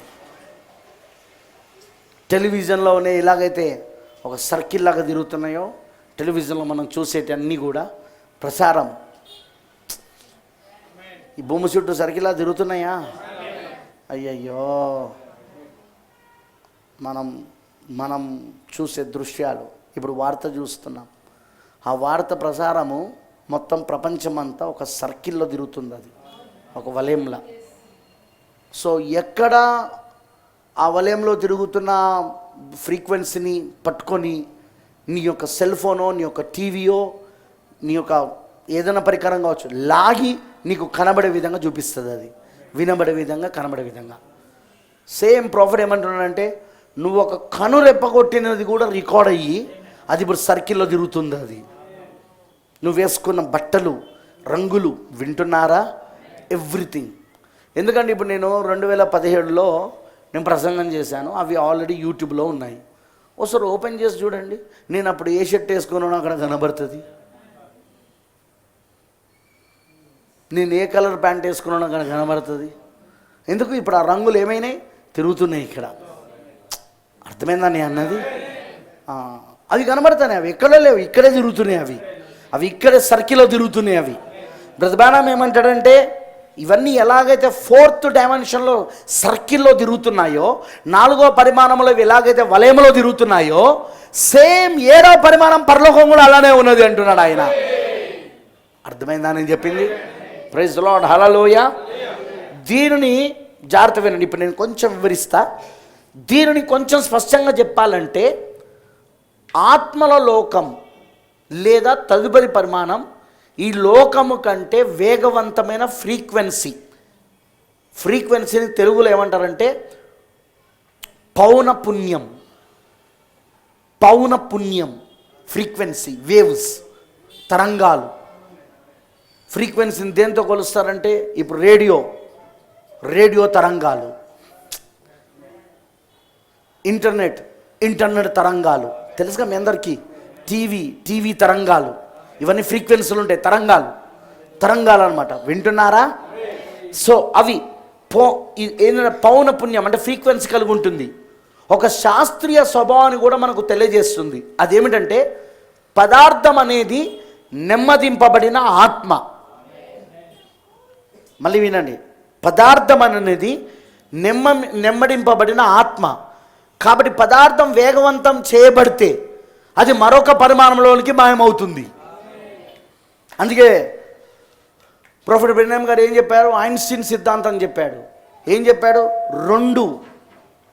రెండు వస్తువులు స్పీడ్, దాని వేగం ఎంత ఉండాలంటే, ఈ యొక్క వెలుగు కాంతి వేగం అంతగా గనక ఈ రెండు ప్రయాణం చేస్తే ఒకదానిని ఒకటి ఢీకొనకుండానే అవి పోతాయని ఐన్స్టీన్ కనుగొన్నాడు. అది నిజము అన్నాడు ప్రవక్త. అర్థమైందని చెప్పింది. ఐన్స్టీన్ కనుగోగలిగాడు. ఏమని కనుగోగలిగాడంటే, ఆ సైంటిస్ట్, ఆ శాస్త్రవేత్త, ఒక వస్తువు ఇంకో వస్తువు ఈ రెండు గనక కాంతి వేగంలో ప్రయాణం చేయగలిగితే, లైట్ కాంతి వేగం, శబ్ద వేగం కాదు, కాంతి వేగంలా. ఎందుకంటే శబ్ద వేగం అనేది కాంతి వేగం కంటే తక్కువ వేగం. మానవుడు శబ్ద వేగమును కనుగొనగలిగాడు, శబ్ద వేగములో ప్రయాణం చేసే వాటిని తయారు చేశాడు. కానీ ఇంతవరకు కాంతి వేగమును ప్రయాణం చేసేది తయారు చేయలేడు కూడా. కాంతి వేగములు ప్రయాణం చేసి, కావాలంటే మీరు సైన్స్ చదవండి, అక్కడ ఉన్నది, గూగుల్లో వెళ్ళి ఎత్తుకండి, మీకు కనబడుతుంది. శబ్ద తరంగాలు, శబ్ద వేగము, స్పీడ్, ఆ స్పీడ్ ఏదైతే ఉందో సౌండ్ స్పీడ్, దాని ప్రకారంగా ప్రయాణం చేసే పరికరాలను కనుగొన్నాడు మానవుడు. అంత స్పీడ్లో, అంత వేగంలో ప్రయాణం చేయగలదు. కానీ ఇక్కడ ప్రయాణం చేయలేదు ఏంటంటే కాంతి వేగం. అందుకే దానికి ఉదాహరణ ప్రవక్త అంటాడు, ఎప్పుడైనా మీకు ఉరుములు, మెరుపులు, రెండు మేఘములు ఒకదానికొకటి ఢీకొన్నప్పుడు ఏర్పడేదే మెరుపులు, ఉరుములు. ఫస్ట్ నీకేం కనబడుతుందంటే మెరుపు కనబడుతుంది. కొన్ని సెకండ్ల తర్వాత అప్పుడు దాని యొక్క శబ్దం మనకు వస్తుంది. అక్కడ ముందు మనకెందుకు అక్కడ మెరుపు కనబడుతున్నది, లైటనింగ్, మెరుపు ఎందుకు కనబడుతున్నది అంటే, వెలుగు నీ కళ్ళ దగ్గరికి అంత వేగంగా ప్రయాణం చేసింది అది. కానీ అదే శబ్ద తరంగం, సౌండ్, అది నీ చెవులకు ప్రయాణం చేయడానికి, అందుకే అది ఆలస్యం. వెలుగు కంటే అది ఆలస్యంగా ప్రయాణం చేస్తుంది. కాబట్టి నువ్వు లైటనింగ్ చూస్తావు, ఫస్ట్ నువ్వు మెరుపుని చూస్తావు, ఆ తర్వాత కొద్ది సెకండ్లకు నువ్వు శబ్దాన్ని వింటావు, అక్కడ ఉరుము శబ్దాన్ని. అర్థమైందని అన్నది. ఐన్స్టీన్ ఏం కనుగొన్నాడు? ఈ రెండు వస్తువులు కనుక ఒకదానికొకటి ఢీకొనకుండా వెళ్ళాలి అంటే అది ఎంత వేగంలో ఉండాలని అంటే కాంతి వేగం. ఇంతవరకు మానవుడు కాంతి వేగంతో ప్రయాణం చేసేది ఏది కనుగొనలేడు కూడా. అవునంటారా? ఎందుకు ఢీకొనవు అంటే వెరీ సింపుల్. ఎందుకంటే అంత వేగముగా అది ప్రయాణం చేసినప్పుడు అదేమవుతుందంటే దాని ప్రకంపనము మారిపోయి, దాని వైబ్రేషన్ మారిపోయి, దాని ఫ్రీక్వెన్సీ, దాని వైబ్రేషన్, దాని ప్రకంపనం మారిపోయి మరొక పరిమాణంలోకి వెళ్ళిపోతుంది అది. అనదర్ డైమెన్షన్, మరొక పరిమాణం. మళ్ళీ అవి మరొక పరిమాణంలో ఉన్నవి ఏవైతే ఉన్నాయో వేగవంతమైన పరిమాణం, అది కాంతి వేగముతో నడుస్తున్న పరిమాణం. ఆ కాంతి వేగముతో నడుస్తున్న ఆ పరిమాణంలో, ఆ ప్రపంచంలో మళ్ళీ ఆ వస్తువు మన కనబడాలి అంటే, మన ప్రపంచంలో కనబడాలంటే దాని వేగం తగ్గిందనుకో, మన యొక్క ప్రపంచానికి సరిపోయే వేగంలోనికి అది వచ్చిందనుకో, మీకు అర్థమైందా నేను అన్నది? అప్పుడు అది మనకు కనబడుతుంది. అది జీసస్ అట్లనే కనబడ్డాడు. ఆయన తిరిగి లేచిన తర్వాత అర్థమవుతుందా? ఆయన ఎలా కనబడ్డాడు, ఆయన ఎలా దృశ్యమయ్యాడు, ఆయన ఎలా వాళ్ళ మధ్యలో కనబడ్డాడు, ఎలా దృశ్యమయ్యాడు ఆయన ఫ్రీక్వెన్సీ. అర్థమవుతుందా? ఆ శరీరం, ఆ మహిమా శరీరం ఒక ఫ్రీక్వెన్సీ ఎంత స్పీడ్గా ఉంటుందంటే ఆ స్పీడ్లో నువ్వు పట్టుకోలేవు ఈ ప్రపంచంలో. అందుకే ఆయన అదృశ్యమైనట్టు, మాయమైనట్టు నీకు అనిపిస్తుంది.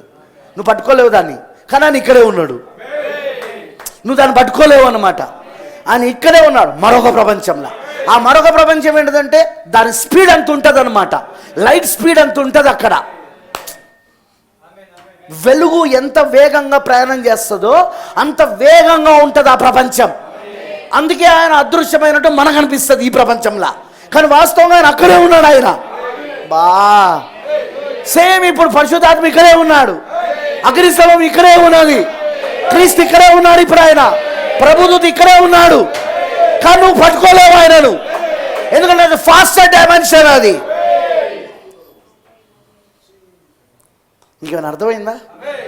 ఒకవేళ దానిని ఏదైనా నువ్వు పట్టుకోవాలని అనుకుంటే నీకు ఇప్పుడు ఎలాంటి పరికరం కావాలంటే ఫాస్టర్ డైమెన్షన్ కలిగిన ఆ ప్రపంచానికి సంబంధించిన ఫ్రీక్వెన్సీ, అంటే అంత లైట్ స్పీడ్లో అంత కాంతి వేగములో వెళ్ళే పరికరం కనుక నీకు దొరికితే నువ్వు ఖచ్చితంగా పట్టుకోగలుగుతావు దాన్ని. బ్రదర్ బ్యానమ్ అంటాడు, ఇప్పుడు నేను మాట్లాడిన ప్రతి మాట ఇక్కడే మరొక ప్రపంచంలో, మరొక ప్రమాణంలో సర్కిల్ అవుతున్నది. తీర్పు ఎట్లా జరుగుతుందట? తీర్పు ఎట్లా జరుగుతుందట? నీ సొంత మాట నిన్ను ఆ రోజు దోషిగా నిలబెడుతుంది. నీకు వ్యతిరేకంగా సాక్ష్యం ఇస్తూ దోషిగా. ఎట్లా? అది ఇప్పుడు ఏదైతే రికార్డ్ అయిందో ఆ ఫాస్టర్ డైమెన్షన్లో, అది వేగవంతమైన పరిమాణంలో ఏదైతే రికార్డ్ అయ్యిందో దానిని ఆయన పరికరం, సైన్స్ పరికరాలు కావు. సైన్స్ ఇంకంత ఎదగలే. సైన్స్ కేవలం రికార్డ్ చేసి సెటిలైట్లో పెట్టి సెటిలైట్ ద్వారా ప్రసారం చేయగలదు తప్ప, వింటున్నారా, 4వ పరిమాణంలో. కానీ మనం మాట్లాడే ప్రతి మాటను, మనం వేసుకునే ప్రతి బట్టలను, దాని రంగులను, మనం కొట్టే కనురెప్పలను కూడా రికార్డ్ చేస్తా చూడు. మన స్వరం అంతా కూడా అది దేవుని యొక్క పరిమాణంలో ఆ ఫాస్టర్ డైమెన్షన్లో రికార్డ్ అయ్యి వలయముగా తిరుగుతూ ఉన్నది. ఇప్పుడు అది తీర్పు రోజున ఆయన గొప్ప ఇన్స్ట్రుమెంట్, ఆయన గొప్ప వస్తువు అదేంటిది? ఆ పరిమాణంలో ఉన్న వాటిని అన్నిటినీ వినిపించగలదు, చూపించగలదు. అర్థమవుతుందా? దానిని పట్టుకొని నిన్ను తీర్పు రోజున నిలబెట్టి నీ సొంత క్రియలు, నీ సొంత మాటలు, ఇక్కడ ఇంకొక డేంజరస్ థింగ్ ఏంటంటే నీ సొంత ఆలోచనలు కూడా. ఇంతవరకు మనిషి యొక్క ఆలోచనలను ఎవరు రికార్డ్ చేయలేరు కూడా. మనిషి యొక్క ఆలోచనలను ఎవరు రికార్డ్ చేయలేరు. ఒక మనుషుని సంగతులు ఆ మనిషి ఆత్మకే తప్ప ఇంకెవరికీ తెలియదని పౌలు గారు రాశాడు. అక్కడ నీ అంతరంగములో ఉన్న విషయాలు, నీ హృదయములో ఉన్న విషయాలు కూడా రికార్డ్ అవుతాంటే అక్కడ. అందుకే నువ్వు మాటతో ఎంత బురుడి కొట్టించినా, మాటతో నువ్వు ఎదుటవాన్ని నువ్వు మోసం చేసినా, ఏం చేసినా, అక్కడ దేవుడు పట్టుకునేది ఏంటంటే నీ ఆలోచనను. నేను దేంతో తీర్పు తీరుస్తాడంటే నీ మాటల కంటే, నీ మాటల వెనకాల ఉన్న ఆలోచన, ఉద్దేశం, లక్ష్యం. ప్రాఫిట్ అంటాడు ఉద్దేశం, మోటివ్. నీ మాటల వెనకాల ఉన్న మోటివ్, నీ మాటల వెనకాలను ఉద్దేశంతో దేవుడు నిన్ను రేపు తీర్పు తీరుస్తాడు. బ్రదర్, ఉద్దేశం కూడా దేవుడు రికార్డ్ చేస్తాడా? అదే ప్రాబ్లం కదా ఇక్కడ.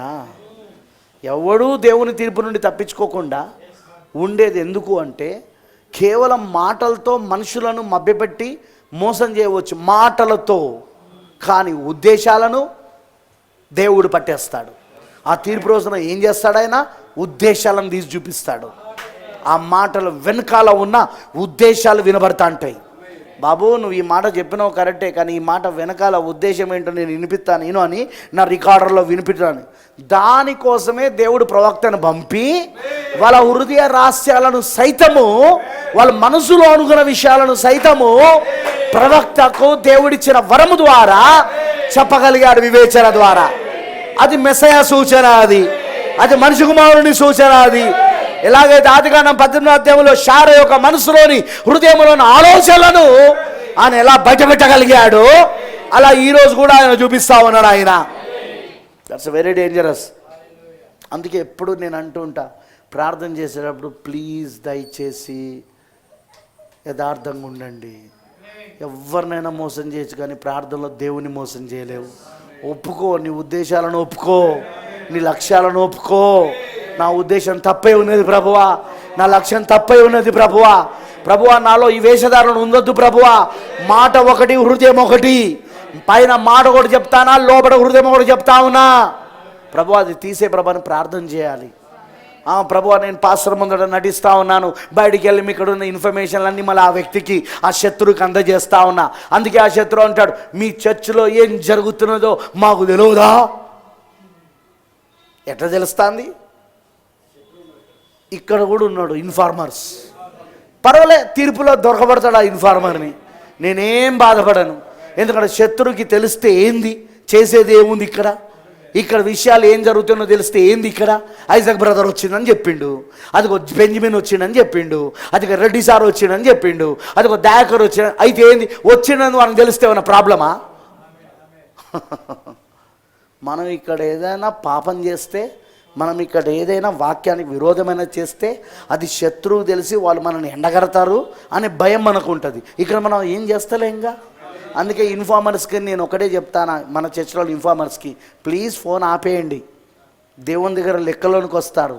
ఇక్కడ మనం ఏం చేస్తలేం, మనం యథార్థంగా ఉంటాను మనం ఇక్కడ. Praise the lord. పైగా మనం లైవ్ ఇచ్చేస్తానం మొత్తం. ఆ ప్రార్థన, ఆది ప్రార్థన మొదలుకొని చివరి ప్రార్థన వరకు మొత్తం లైవ్ ఇచ్చేస్తారా. వాడు ఏమని చూద్దాం, వాడు ఇవ్వడు, వాడిని పాస్టర్ ఇవ్వడు, వాడివ్వడు. ఎందుకు? వాడు చేసేది తప్పని అక్కడ వాడికి తెలుసు, మనకు తెలుసు. ఆ తప్పులను మనం ఎక్కడ లైవ్లో దొరకబడతామో వాడు లైవ్ ఇచ్చినప్పుడు, అవి మనం ఎప్పుడు ఎండగడతామన్న భయంతో వాడు ఇవ్వడు అక్కడ. మనం ఇక్కడ భయం ఎందుకు? మనం ఏం చేస్తలేం, తప్పు చేస్తలేం. అన్ని సంఘక్రమం ప్రకారంగా వెళ్తాను, మనం అన్ని వాక్యక్రమం ప్రకారంగా వెళ్తాను. అందుకే ఇన్ఫార్మర్స్ జాగ్రత్త. Praise the lord. హల్లెలూయా. అర్థమవుతుందా? పదార్థం అనేది నెమ్మదింపబడిన ఆత్మ. కాబట్టి పదార్థం వేగవంతం చేయబడితే అది మరొక పరిమాణంలోకి మాయమవుతుంది.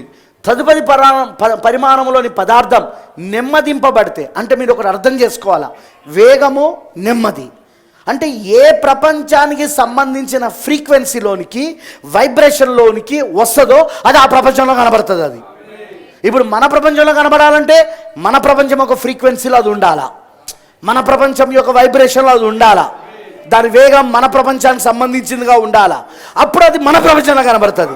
అదే మరొక ప్రపంచంలో కనబడాలంటే దానికి సంబంధించిన ఆ మరొక ప్రపంచంలో ఉన్న వేగం ఎంత ఉందో అంత వేగంలో అది ఉండాలి, అది అంత వైబ్రేషన్లో అది ఉండాలి, అంత ఫ్రీక్వెన్సీలో అది ఉండాలా, అప్పుడు అక్కడ కనబడుతుంది. మీకు అర్థమైందా నేను అన్నది? అర్థమైనా రామ చెప్పండి ఆమేన్. ఎప్పుడైతే ఆ పరిమాణ పదార్థం నెమ్మదించబడదో అది మన లోకంలో కనిపిస్తుంది. ఆత్మ అనేది నెమ్మదింపబడిన పదార్థం అనే ఆలోచనకు అదనపు సమాచారముగా ప్రవక్త శబెనకన్యంలో తన చేతిలోనికి రాజు ఖడ్గాన్ని పొందిన అనుభవాన్ని చూద్దాం. ఆ ఖడ్గం ప్రవక్త చేతికి సరిగ్గా సరిపోయింది. దానికి ముత్యపు పిడి, బంగారు రక్షకము, మరి మెరిసే వెండితో కూడిన పదునైన బ్లేడ్ ఉంది. ముత్యపు పిడి, బంగారపు రక్షకం. బంగారపు రక్షకం అంటే ఈ బ్లేడ్ ఉంటుంది కదా, అదే కత్తి ఉంటుంది కదా, ఆ కత్తికి ఈ చేతిలో పట్టుకున్న హ్యాండిల్కి మధ్యలో కనెక్షన్ ఉంటుంది కదా, దాన్ని ఏమంటారంటే బంగారపు కవచం అంటారు. దాన్ని మీకు అర్థమవుతుందా? అది బంగారపు కవచము. చేత్తో పట్టుకున్నదో ముత్యపు పిడి. వింటున్నారా? ఇది బంగారు కవచం. దానికి దీనికి మధ్యలో మీకు వివరిస్తున్నా. తర్వాత ఆ బ్లేడ్, ఆ కత్తి ఏదైతే ఉంటుందో అదో ఏంటిదట? సిల్వర్. వింటున్నారా? ఏంటిది అది? సిల్వర్. అది సిల్వర్ ఏంటిది? మెరిసే వెండితో కూడిన పదునైన బ్లేడ్ ఉంది. వాక్యానికి ప్రతిగా ఉన్న ఖడ్గం దేవునిచ్చే సహజాతీతంగా సృజించబడింది. తెలుసా బ్రదర్ బెనహం నిజంగా దానిని తన చేతిలో పొందుకున్నాడని? బాబు ఆ దర్శనం కాదు అది. సెబెనోన్ కానీ నేను చదవండి మీరు మెసేజ్లా. నిజంగా బ్రదర్ బెనహం దాన్ని పొందుకున్నాడు ఆయన. దర్శనంలో నీకు అనుభూతి ఉండదు ఇట్లాంటివి పట్టుకున్నట్టు, ఒక వస్తువును పట్టుకున్నట్టు అలాంటి ఏముండవు అక్కడ. కానీ ప్రవక్త పట్టుకున్నాడు అక్కడ. ఎందుకు? సహజాతీతమైనదిగా దేవుని చేత సృష్టించబడింది. అది ప్రవక్త చేతిలో ప్రత్యక్షం అవ్వడానికి, అంటే మెటీరియలైజ్ పదార్థముగా మారడానికి ఈ లోకపు పౌనపుణ్యం అంటే ఫ్రీక్వెన్సీ వద్ద కంపించింది. ప్రవక్త చేతిలో అది కనబడడానికి ఈ లోకం యొక్క ఫ్రీక్వెన్సీ, ఈ లోకం యొక్క పౌనపుణ్యమునకు కంపించింది. వైబ్రేషన్ అంటే నెమ్మదైందనుకో. మనకు సంబంధించిన మన లోకములో ఏ వస్తువు అయినా కనబడాలి అంటే ఎంత ఫ్రీక్వెన్సీ ఉండాలో, ఎంత నెమ్మది ఉండాలో అంతకొచ్చింది. ఇప్పుడు అది దేవుడు అలా చేశాడు. ఆ ఖడ్గము యొక్క పుణ్యం ఫ్రీక్వెన్సీ వేగవంతమైంది. అది సృష్టించబడిన నిత్యత్వపు రాజ్యానికి తిరిగి వెళ్ళిపోయింది. వేగమవురితోనే ప్రవక్త చేతుల్లో ఉండి అది మాయమైపోయింది. మళ్ళీ అది ఎక్కడి నుండి అయితే సృష్టించబడిందో ఏ నిత్యత్వంలో మళ్ళీ తిరిగి అక్కడికి వెళ్ళిపోయింది. అర్థమైందా? దాని గురించి ప్రవక్త ఎక్కడ చెప్పాడు? ఆయన watchman what of the night, కావిలవాడ రాత్రి ఎంత వేలైనది. చివరిగా 1958 నవంబర్ 30 వర్తమానంలో ప్రవక్త దాన్ని వివరించి చెప్పాడు. దీని గురించి అనుభవాన్ని, అంటే ఈ ఖడ్గం గురించి కాదు, ఉదాహరణగా ఖడ్గం తీసుకున్నాం, రాజు ఖడ్గాన్ని. కానీ యాక్చువల్గా ప్రవక్త 2 ప్రపంచంలో జీవిస్తున్నాడు అన్నట్టుకు ఆయనకు ఒక అనుభవం జరిగింది అక్కడ. ఏంటి అనుభవం అంటే చూద్దాం. అది కాలిఫోర్నియాలో పిస్కా చర్చ్ బైబిల్ ఇన్స్టిట్యూట్ని సందర్శించినప్పుడు బలిపీఠం పిలుపు ఆల్టర్ కాల్ సమయంలో సంఘం మృదుగా పాడుతున్న తీరు గురించి ప్రవక్త చెప్పారు. సంఘం పాడుతున్నప్పుడు ప్రవక్త అదే సమయంలో అదృశ్య లోకములో స్త్రీల మధురమైన సొప్రానో గాత్రాన్ని విన్నారు. ఆ గాత్రం పేరు కూడా చెప్పాడు ప్రవక్త, సొప్రానో గాత్రాన్ని. ఆయన తన ముందున్న సుమారు 2-3 వేల మంది ప్రేక్షకులను చూశారు. కానీ తదుపరి లోకములోని ఆ పరలోక గాయక బృందం 1,00,000 మంది గాయకులతో కూడి ఉన్నట్లుగా అనిపించింది. ఆ అద్భుతమైన రోజున జరిగింది ఏమంటే, ఒక సమాంతర లోకంలో జరుగుతున్న సమాంతర ఆరాధన యొక్క అరుదైన దృశ్యం. కాలం అనే తెరకు ఆవలో ఉన్న పరిశుద్ధులు మహిమలో ఆరాధిస్తుండగా ఈ లోకంలోని పరిశుద్ధులు ఇక్కడ ఆరాధిస్తున్నారు.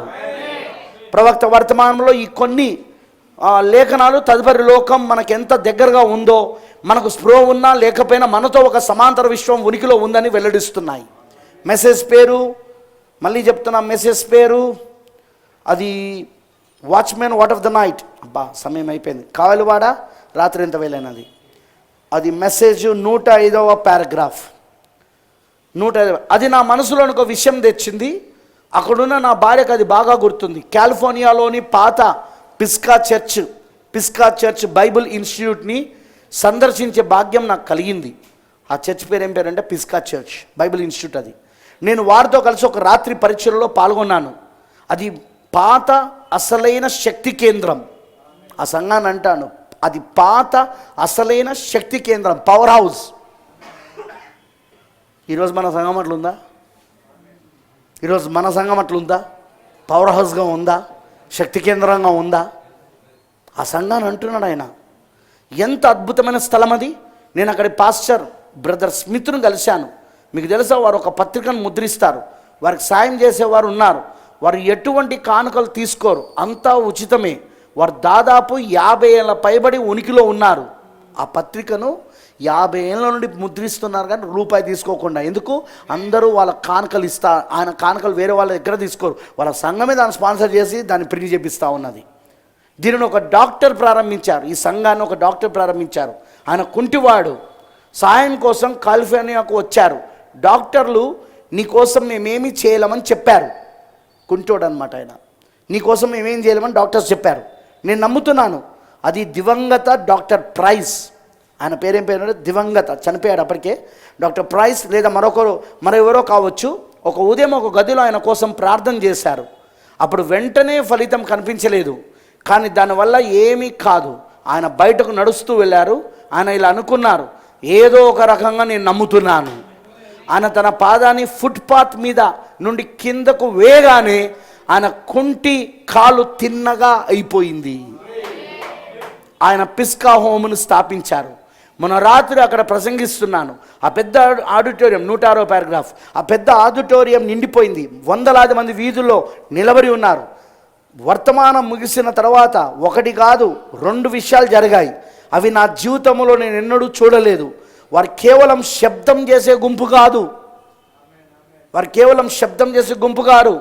వారు ఆత్మీయంగా ఎండిపోయిన వారు కాదు. వారు ఆత్మతో నింపబడిన ప్రజలు. ఆ అద్భుతమైన సహవాసాన్ని నేను ఎంతో ఆనందించాను. 107వ పారాగ్రాఫ్. నేను రోగుల కోసం ప్రార్థన చేయబోయే ముందు వారు అటువంటి మధురమైన పాటను పాడడం ప్రారంభించారు. నేను నిలబడి ఆశ్చర్యపోయాను.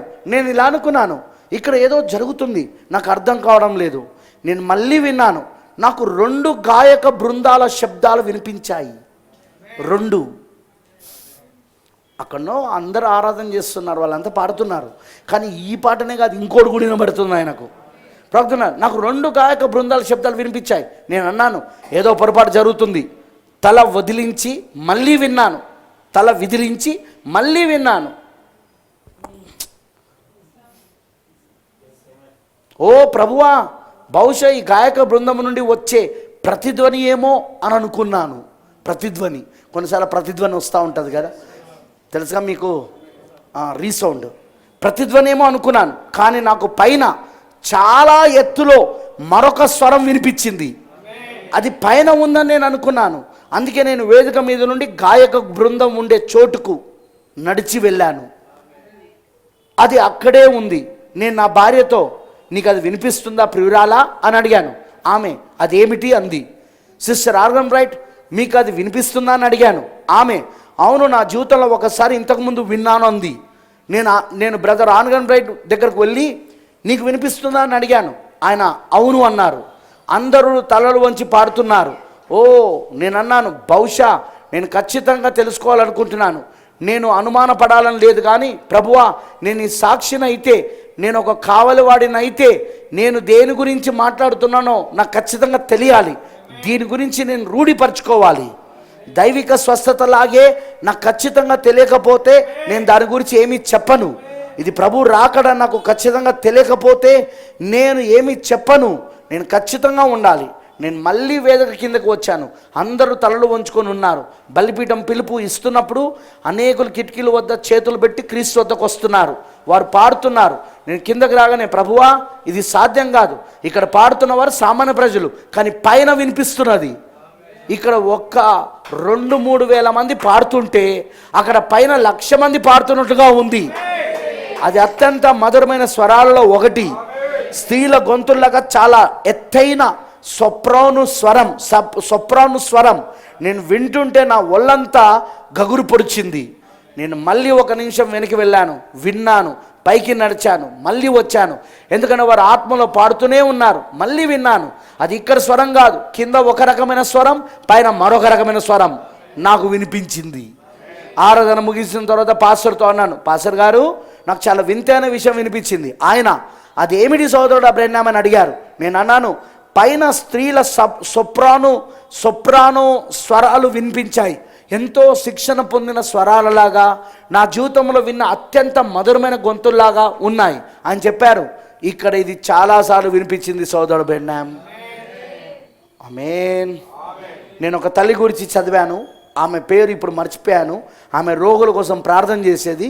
ఒక రాత్రి పాస్టర్ ప్రసంగం ముగించిన తర్వాత ఆ తల్లి రోగుల కోసం ప్రార్థన చేయడానికి వెళ్ళింది.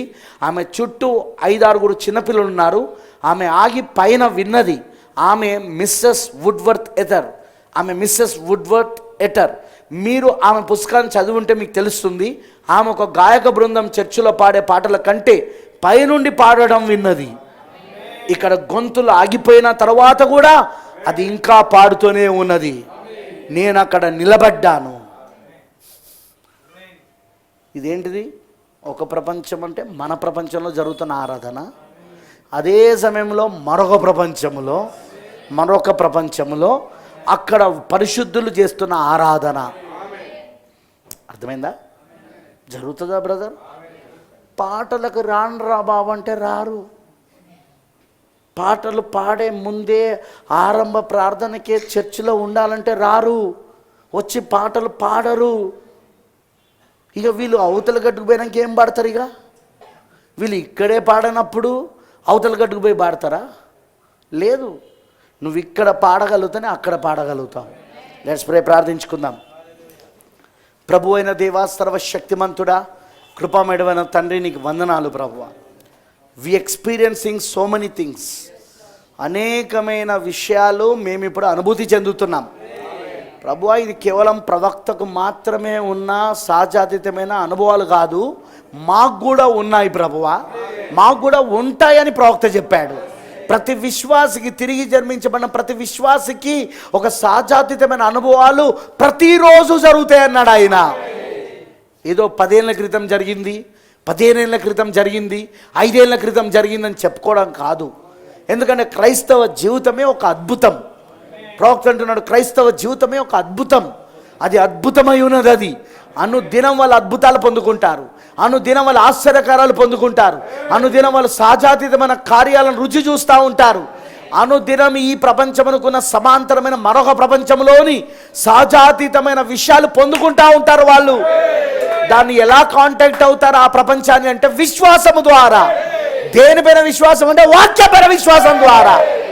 లార్డ్ జీసస్ ప్రభువైన యేసు, నువ్వు మాకు కృప చూపించయ్యా, కృప చూపించయ్యా. మాకు తెలిసి ఇప్పుడు నువ్వు ఇక్కడ ఉన్నావని, మాకు తెలిసి ఇప్పుడు నువ్వు ఇక్కడ అగ్నిస్తంభముగా ఉన్నావని, ఇక్కడ వెలుగుగా నువ్వు ఉన్నావని, ప్రభు దూతగా నువ్వు ఇక్కడ ఉన్నావని, నువ్వు మా మధ్యలోనే ఉన్నావని మేము ఎరుగుదుము ప్రభువా. అది మేము భౌతికంగా చూడలేకపోవచ్చు, ఈ భౌతిక నేత్రాలతో మేము చూడలేకపోవచ్చు, కానీ మేము విశ్వాసంతో చూడగలుగుతాం, విశ్వాసముతో చూడగలుగుతాము. అది కూడా వాక్యం పైన విశ్వాసంతో చూడగలుగుతున్నాము. నువ్వు ఇప్పుడు మా మధ్యలోనే ఉన్నావయ్యా. ప్రతి ఒక్కరు దాన్ని అనుభవించుదురు కాక. అవును ప్రభువా, క్రైస్తవ జీవితం అంటే ఇలాంటి అనుభూతులతో కూడిన జీవితం. అవును, ఇక్కడ ఈ విశ్వమునకు సమాంతరంగా మరొక విశ్వము, ఈ ప్రపంచానికి సమాంతరంగా మరొక ప్రపంచం ఉంది. అక్కడ పరిశుద్ధులు ఉన్నారు. అక్కడ అవును దేవా, అక్కడ అనేక కార్యాలు జరుగుతున్నాయి. అక్కడ అది ఫాస్టర్ డైమెన్షన్లో ఉన్నది. అది వేగవంతమైన ప్రపంచం కాదు ఉన్నది. అది అందుకే ఆ వేగవంతమైన పరిమాణముగా ఉన్నది ప్రభువా. అందుకే ప్రభువా, దానికంటే తక్కువ వేగంలో ఉన్న మేము దాన్ని చూడలేకపోతా ఉన్నాం. కానీ మాకు విశ్వాసం ఇచ్చావు, 6వ జ్ఞానేంద్రం ఇచ్చావు, సహజాతీతమైన జ్ఞానేంద్రం ఇచ్చావు. ఇక్కడ ఈ ప్రపంచంలో 5 జ్ఞానేంద్రాలు ఎట్లు ఇచ్చావో జీవించడానికి, ఈ ప్రపంచాన్ని సంధించడానికి, ఈ ప్రపంచంతో ప్రభువా మేము సంబంధం కలిగి ఉండడానికి నువ్వు చూపు, వెనికిడి, వాసన, రుచి, స్పర్శాన్ని ఈ 5 జ్ఞానేంద్రాలు ఎలా ఇచ్చావో ఇప్పుడు ఆ ప్రపంచము వేగవంతమైన ప్రపంచమై ఉన్న ఆ ప్రపంచమును చూడడానికి, అంటే ఆ ప్రపంచముతో సంబంధం ఏర్పరచుకోవడానికి నువ్వు 6వ జ్ఞానేంద్రమై ఉన్న విశ్వాసం ఇచ్చావు దేవా. అదే ప్రభువా మేము ఇప్పుడు కలుగున్నది. ఈ వాక్యం వింటున్నప్పుడు అదే మాకు విశ్వాసం వచ్చేది. ఈ వర్తమానం వింటున్నప్పుడు మాకు విశ్వాసం అందుకే కలుగుతున్నది. వినుట వలన విశ్వాసము కలుగును, దేవుని మాటలు వినుట వలన కలుగును. అదే జరుగుతున్నది అయ్యా. ఇక్కడ ప్రతి ఒక్కరు అనుభూతిని పొందుకుందరు కాక, అందరికీ అది వచ్చును కాక, ప్రతిరోజు వచ్చును కాక.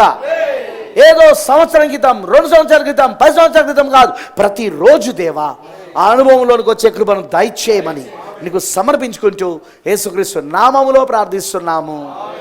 ఆమేన్. ఓకే.